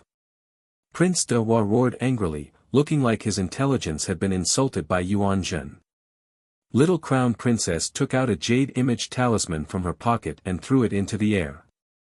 Everyone's mouth twitched silently. Don't you think this fellow is sinister? She actually recorded the entire battle scene just now. She didn't argue with you, much less argue with you. She just threw out the evidence directly. The image projection was clear at a glance. From the moment the crown princess stood here, she hadn't said much. After she finished speaking, she was immediately rebuked by the two concubines. The two women were even very bold. They took out daggers from their sleeves and slashed at the crown princess' neck. It was clear that there was no room for argument. Prince De Hua looked like he had eaten shit. Chapter 5007. After stammering for half a beat, Prince De Hua finally found his voice and turned to glance at Duan Yu. Your Majesty, this must be a misunderstanding, a misunderstanding. This short and stout dark-skinned prince strode to the two trembling concubines and rewarded them with a slap each with a wave of his hand. You two must have eaten a bear's heart and a leopard's gall, right? You even dare to provoke the crown princess of the divine province. You don't know that the crown princess of the divine province's peerless martial prowess is unrivaled in this world. Even this prince can only concede defeat in front of the crown princess. Why aren't you scramming over and apologizing to the crown princess? Do you still need this prince to teach you? Duan Yu knitted his brows when he heard his sour words. His sarcastic tone seemed to be praising Qiao Qiao, but in fact, it was full of sarcasm. Those two concubines promptly prostrated themselves on the ground and cried out timidly, "We were blind and didn't know it was the crown princess who had graced us with her presence." The young crown princess flicked her finger, and two ebony talismans flew to the concubines and hit their foreheads with two smacks. Prince De Hua's eyes flared with anger, and he was about to shout when he heard the young crown princess's cold voice slowly rise. Who instigated you two to detain me here? The faces of the two concubines were muddle-headed. They only felt that the cold voice was echoing in their heads. They couldn't help but answer, "We were entrusted by our fellow villagers to create trouble in the imperial garden today. As long as we can detain a noble who is passing by, we don't need to do anything else. Tu Lang can handle the rest." Impossible. Prince De Hua shouted angrily, "How could Tu Lang attack the crown princess without my orders?" The two concubines' eyes were lifeless, but they said in unison, "Did Prince forget? It was you who told Tu Lang to protect us well. Once we encounter danger in the noble's hands, Tu Lang will naturally save us from danger." Prince De Hua's face turned even uglier. His face was yellow as shit. He opened his mouth but was unable to refute. The order was indeed given by him. This lustful prince of a barbarian tribe changed women as quickly as he changed clothes. Often, because he doted on his concubines, he wished that he could give them all the good things in the world. When he no longer doted on them, he would abandon them. The reason why he left Tu Lang with the two concubines this time was because 2 days ago, the two concubines came to him and cried, saying that the main wife made things difficult for them, and their days were difficult. Therefore, he left Tu Lang by their side to protect them. Who would have thought that this would spoil things? What benefits did you two take from your fellow countrymen? Hand it over. The two of them were expressionless. They took out several bags of spirit coins from their inner worlds and placed them in front of the crowd along with 2 spirit tools. They were still kneeling on the ground, motionless. "Prince Nava, the facts are here, and the goods are there, and the bribe is here. What else do you have to say?" Prince Nua's face flickered back and forth like a rainbow. Arbor asked expressionlessly, "One last question. Why did you have to attack here? Why did you have to lure her to the royal garden and prevent her from leaving? Was it just to have Tu Lang fight with her? Or did you have other motives?" Sir Jojo turned around and met Duan Yu's eyes. "Let's go." The two of them had just flown up nimbly when they suddenly felt a heavy gravity envelop them from midair. There was a huge bang under their feet, and the entire ground caved in instantly. Chapter 5008. The two dumbfounded concubines were the first to fall. Before he could even react, his body had already been pierced by several sharp knives from the ground with a poochie sound. The two of them widened their eyes in horror and died before they could even cry out. Prince De Hua was more agile. Although he immediately levitated into the air, the gravity above his head caused his body to sink down. He stabilized his sinking body with great difficulty and barely managed to stay afloat in the air. When he looked down, he saw rows upon rows of gleaming snow-white blades aimed at him uniformly. If he really fell down just now, he probably wouldn't have ended up well even if he had a defensive barrier.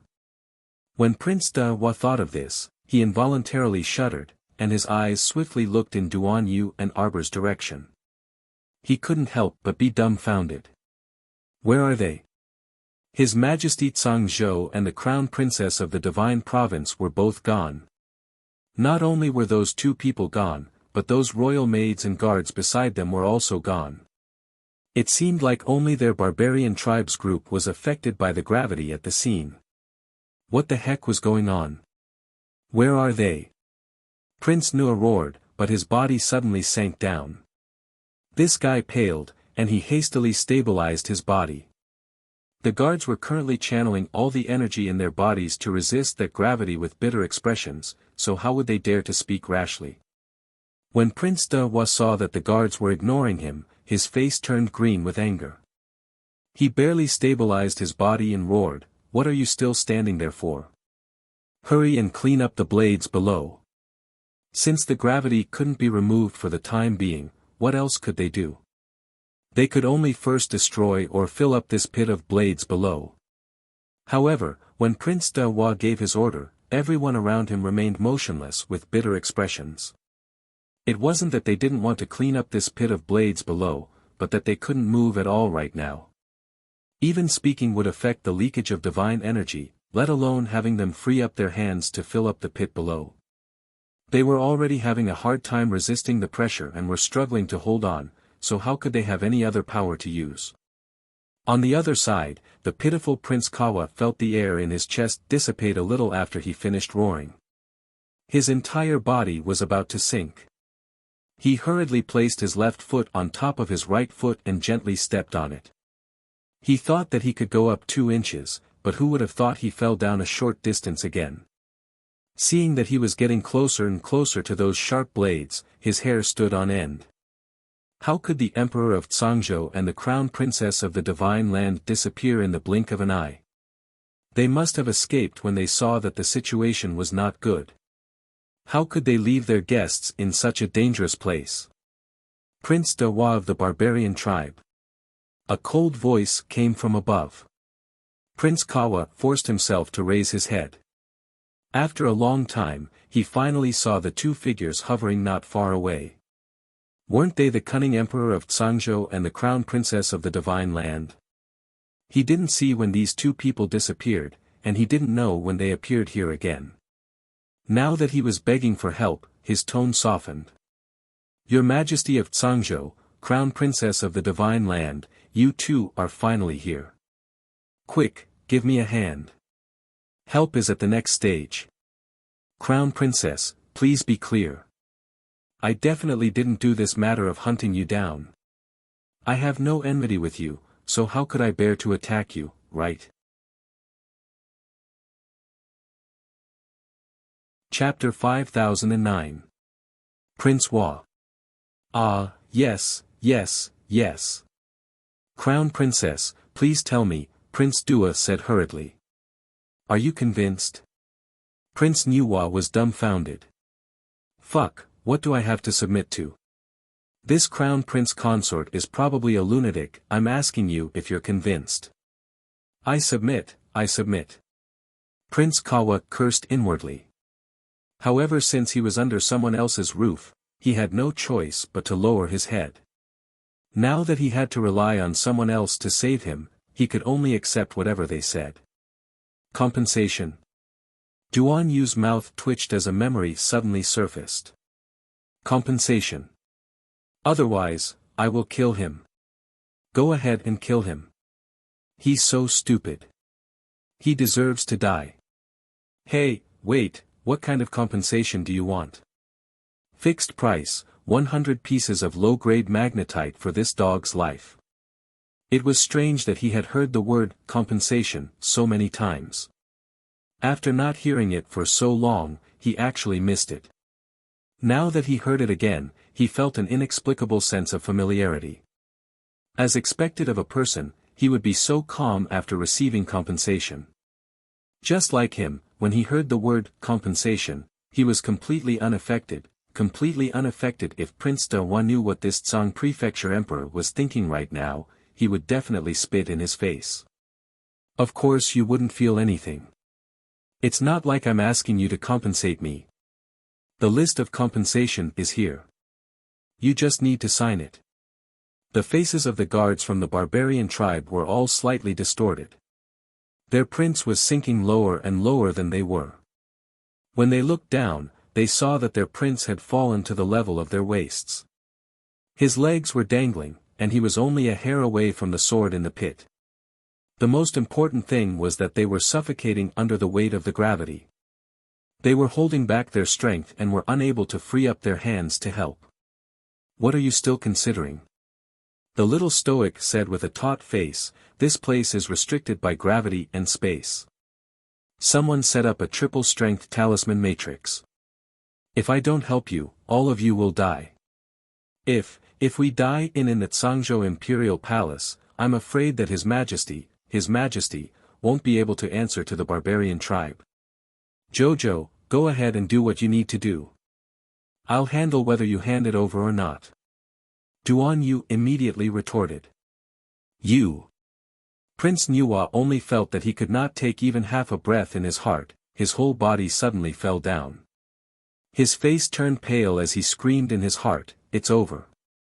In the end, he suddenly felt his left arm being grabbed by something, and his body suddenly stopped.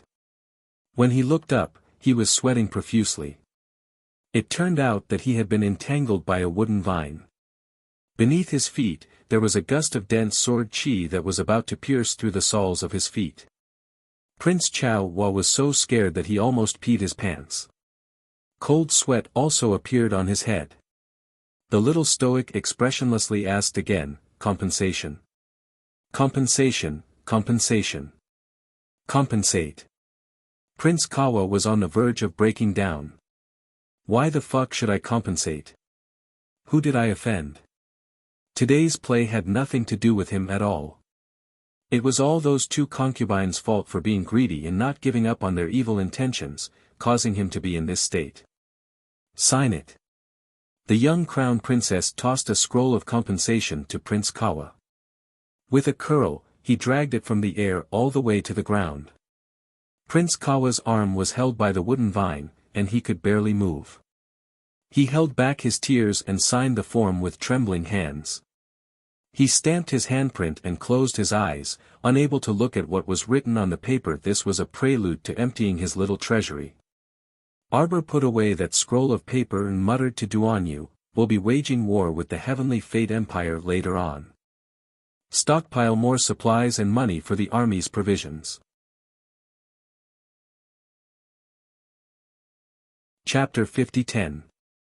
Phoenix. The Arch City is quite lively, huh? Zhe Chen looked left and right, his gaze sweeping the streets several times. While he was looking at other people were also looking at them. The sudden appearance of two peerless beauties on the street was like a scenic sight, instantly attracting the gazes of all the passers-by. Hee.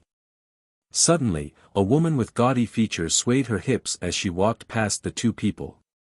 She daringly threw a coquettish glance at Mo Lien and even threw her floral handkerchief embroidered with peonies in front of the two people. The venerable Peach Blossom Immortal walked over without looking sideways and stepped on the handkerchief in passing. Pick it up, Mo Lien. I threw it to you. Mo Lien followed suit and stepped on it before leaving, her phoenix eyes chilly. Keep it if you like it. Humph, I'll definitely tell my Jojo later that another woman is winking at you. That's for you. Ha ha ha. The venerable Peach Blossom Immortal gave a very fake chuckle and rolled his eyes. It's not funny at all. Mo Lien looked at him exasperatedly. She suddenly missed Duan Yu a bit. Compared to this unreliable guy, Duan Yu seemed to be more reliable in every aspect, and his brain was also more normal. Clang! The sound of a gong suddenly came from the side of the street, accompanied by a loud voice. Debt collection by imperial decree. Mo Lien's ears twitched, and a trace of suspicion flitted through her mind. Why did these 4 words sound strangely familiar? Could it be a misconception? Clang. Debt collection by imperial decree. The debt collection team is now on a mission to the barbarian tribe to collect debts. The loud voice continued, 100 million spirit coins, 100 Northern Sea luminous pearls, 10,000 sets of special armor, 10,000 special spears. Shi Chen twitched his mouth as he looked in confusion at the small team walking past them. These people looked like Sangzhou guards. Each of them was in high spirits, and their cultivation levels were truly not low. High cultivation did not equate to high IQ. This operation team looked like they were retarded. Zi Lian, don't you think this routine is a bit familiar? Mo Lien expressionlessly twitched his mouth. Emicham. It's Jojo's trick. Pft, Yuan Shichen was immediately amused. That's great. We've really found the right path by accident. Jojo is here. Here. Mo Lien's phoenix eyes also lit up. It's with Duan Yu. Let's go. Where to? Naturally, I'm going to the Azure Palace. Mo Lien's voice was still there, but she had already drifted far away. The venerable Peach Blossom Immortal waved his fan with a smile and quickly chased after her. Who is this person? Arbor knitted his brows and turned to look at Duan Yu, who was sitting beside him. There was a person kneeling at the bottom of the steps. He was thin and didn't look very old, but because of his wrinkled skin, he looked very old. The palace maid who poisoned you time and time again was sent by him. Arbor turned to look at the man kneeling before him. So the incident in the imperial garden was also his doing. Crown Princess, Crown Princess. I just said that I was wronged, Prince Nuwa exclaimed with a mournful face. Earlier, he had carefully flipped through that 8-meter-long list and almost fainted after reading it. This little crown princess was truly a vicious person. She wanted to empty out their entire barbarian tribe. What are you wronged for? Weren't those 2 concubines who attacked your people your people? Yes, they were my people, but who are you? Chapter 50:11. The little crown princess didn't want to pay attention to this Prince Yuhua with his low IQ and directly shouted at the gaunt man at the bottom of the steps. Prince Yuhua shrank back and very unwillingly sat back down in his seat. His shifty eyes glanced at Aunt Yuan Zhen's group. Earlier in the royal garden, Yuan Zhen, those palace maids, and ordinary royal guards were somehow rescued in that critical situation. They all disappeared without a trace in the blink of an eye. Speaking of which, it was strange that the Sangzhou Emperor and the Crown Princess of the Divine Province also appeared and disappeared mysteriously, disappearing one moment and reappearing the next. He simply didn't notice what was going on with them. Yuan naturally didn't know that the instant they were trapped in the gravity-binding talisman matrix, Arbor promptly made a decision and immediately brought Duan Yu back to the star domain. She also swiftly stored Yuan Zhen and the others into a storage talisman, so how could Yuhua detect her movements? Moreover, the situation was critical at the time, and Yuhua and the others were struggling against that gravity at the first moment, so how could they have the time to notice them? By the time they noticed, the little stoic and the others had long disappeared. The little stoic definitely didn't come out later to save people, but to ruthlessly extort Prince Yuhua. Yuhua was too displeasing to the eye. Although he didn't participate in this matter, he had to take the blame for his 2 beloved concubines. Prince Yuhua was currently angrily glaring at the gaunt man at the bottom of the steps.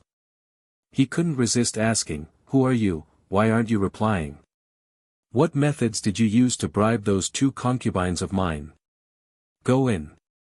Following this reprimand, another person was shoved inside by the royal guards. He knelt down next to the gaunt man with a plop, his head and face covered in blood. He was probably beaten up when he was resisting just now. The gaunt and elderly man looked back at him and continued to remain silent. Meanwhile, the Duke of East Mountain, Wu Heng, walked in with a group of royal guards. He cupped his hands at Duanyu, who was sitting at the head of the table, and then led his men to retreat to the side. Duanyu said dryly, "Marquis and Xingho, you've been exposed for plotting against the crown princess twice in a row, so it's useless even if you don't say a word." Duanyu beckoned Yuan Zhen to the side. The latter, with a stiff face, slowly walked forward with a tray and put it in front of Xingho. He lowered his head and saw two small porcelain bottles on the tray. His eyelids twitched. "Don't blame us for not giving you a chance to argue." Duanyu coldly stated, "There are only two paths before you right now. The first option was to tell the truth and commit suicide by taking poison. The second is to say nothing and let your 9 clans accompany you to the Yellow Springs. Don't think that you can fool people by sending all your siblings out of the city to the countryside." And Xingho suddenly raised his head and looked at the young emperor with a trace of disbelief in his eyes. "You caught them?" It had only been a short while. It was 3 days ago that he ordered the palace maids to poison him. It had been 3 days since his family left the imperial capital. Who would have thought that this heartless man would capture his sister-in-law's entire family? The corners of Xingho's mouth twitched slightly. This old man didn't do anything wrong. It's only right and proper to avenge my daughter. Arbor knitted his brows and sized him up. "Do I know you?" He had never seen this person before. What did he mean by avenging his daughter? What nonsense was this? What did this have to do with anything? Chapter 50:12. Just as Duanyu was about to remind Jojo, and Xingho shouted angrily, "Does the crown princess still remember Xiangchang?" The young crown princess was pondering where she had seen this person before, so she reflexively rubbed her stomach after being yelled at. She also retorted angrily, "What are you shouting for? Do you think you're in the right just because you have a loud voice?" Sir Jojo jumped in fright. "What a lunatic. That daughter of yours, I've never seen her before." "You're crazy, right?" Duanyu's mouth twitched. He really wanted to interrupt and tell the indignant Marquis and Xingho, "You only talk about Xiangchang, but the young crown prince consort really can't remember who they were. You have to talk about what happened between the two of them in order to evoke the young crown prince consort's memories. Most of the time, the young crown princess couldn't match a person's face to a person's name. She was face blind since she was young, so she improved a bit after she grew up, but her memory was truly terrible. So from another perspective, it was really not easy for the young crown prince consort to remember someone who was fortunate enough to be able to match their name. The young crown princess glanced back at Duanyu in confusion. Why did this guy have such an indescribable expression? How could Xingho understand the little stoic? He only thought she was refusing to admit to harming Xiangchang in front of his majesty. Tears streamed down his face as he shouted, "Arbor, you're actually so shameless. You dare to do something but don't dare to admit it. You and my daughter, Xiangchang, only had a small dispute during the experiential learning, but you had to fight to the point that you wouldn't stop until one of us dies. On Xiangchang's way back to Cangzhou, you intercepted her and even cruelly murdered her. You deranged woman. Do you know that when my daughter was transported back to the estate, there wasn't a single piece of unharmed flesh on her body?" And Xingho's eyes emitted a cold glint. "I'm avenging my daughter, so shouldn't I kill you? When I complained to the late emperor, he wasn't willing to help me seek justice. So now I can only deal with you myself." Duanyu couldn't resist ridiculing Xingho. How could the late emperor help you deal with the crown princess? That would be strange. Could the hand of the former emperor reach to the divine land to stir up trouble? Just for Xiangchang, Cangzhou had to go to war with Shenzhou. Only your daughter's life was important, but what about the thousands of ordinary people suffering from the war? Forget it, I can't be bothered to ridicule him. I don't have long to live anyway. And Xinghe repeatedly talked about the interceptions on the way back to Zhangzhou. Finally, the little crown princess's broken string was connected. She frowned and looked him up and down, the alchemist from the Royal Academy. The young crown princess's eyes grew cold as she said, when Feng Mulan was training, he summoned the three-colored spirit magpies to attack us as soon as he recovered his spiritual power. He injured the little fatty and tried to take my life. Anqing Marquis said angrily, my daughter has already paid the price for her willful actions. Hadn't she already been expelled from the academy? Why do you still refuse to let her go? What's wrong with me getting rid of those who have evil intentions towards me? If I let her go, who will let me go? Are you sure she won't go back and complain to you? Won't she cry and beg you for help? Will she turn over a new leaf and not cause trouble for me? The little stoic asked coldly, I originally didn't have any enmity with her, but she was muddle-headed and insisted on causing trouble for me everywhere. She didn't have the ability and was dealt with by me, yet you come to cry injustice. Indeed, she has you, her father, standing up for her. You can tolerate her, love her, and indulge her in whatever she does. Chapter 50:13. My arbor doesn't have a father that I can rely on. My father is only an ordinary cultivator. Normally, he would never teach me to stir up trouble for no reason or scheme against anyone I don't like. My father isn't as resourceful as you, Lord Marquis. To be able to do as you please in a place like Azure Palace's inner court and meticulously plan and arrange such a big play. I was bullied for no reason, so I shouldn't cry out for injustice. I should accept it, I shouldn't retaliate, I deserve to be unlucky, right? Once I retaliated, all of you said that I retaliated too much, that I didn't handle it well, that I'm vicious, scheming, and filled with evil intentions. Yes, I'm a vile person who seeks revenge for the smallest grievance. Nonsense. Duan Yu was furious and couldn't resist tugging at her while shaking his head in disapproval. No need to waste words with this person. He's standing on his side and protecting the person he wants to protect, so he naturally feels that you're wrong and an eyesore. Marquis and Xinghe. Duan Yu coldly looked at the thin man below the steps. That day, when we were training in Phoenix Grove, our cultivation and divine senses were temporarily blocked, so we needed to rely on pills to recover. Do you know what the first thing Xiang Chang did when she recovered her strength was? She killed Jojo and her companions. There wasn't any blood feud in the first place. Xiang Chang wanted to kill her own schoolmate because of some trivial matters, completely disregarding the Academy's friendship. Is there a problem with the Academy expelling her? This matter was caused by her own actions, so shouldn't she bear the consequences herself? Marquis and Xinghe's face twitched, and he opened his mouth to refute when Xiao Kezi announced loudly from outside, Her Majesty the Empress Dowager has arrived. Duan Yu's brows involuntarily knitted together. This fake Empress Dowager Nei Wang had been well-behaved ever since she ascended the throne and never stirred up any trouble. Her Wang family had long died out, and she didn't have any power behind her. She was also very clear that if she wanted to continue this prosperous and peaceful life, she had to build a good relationship with the emperor. Relying on His Majesty to live was her best choice right now.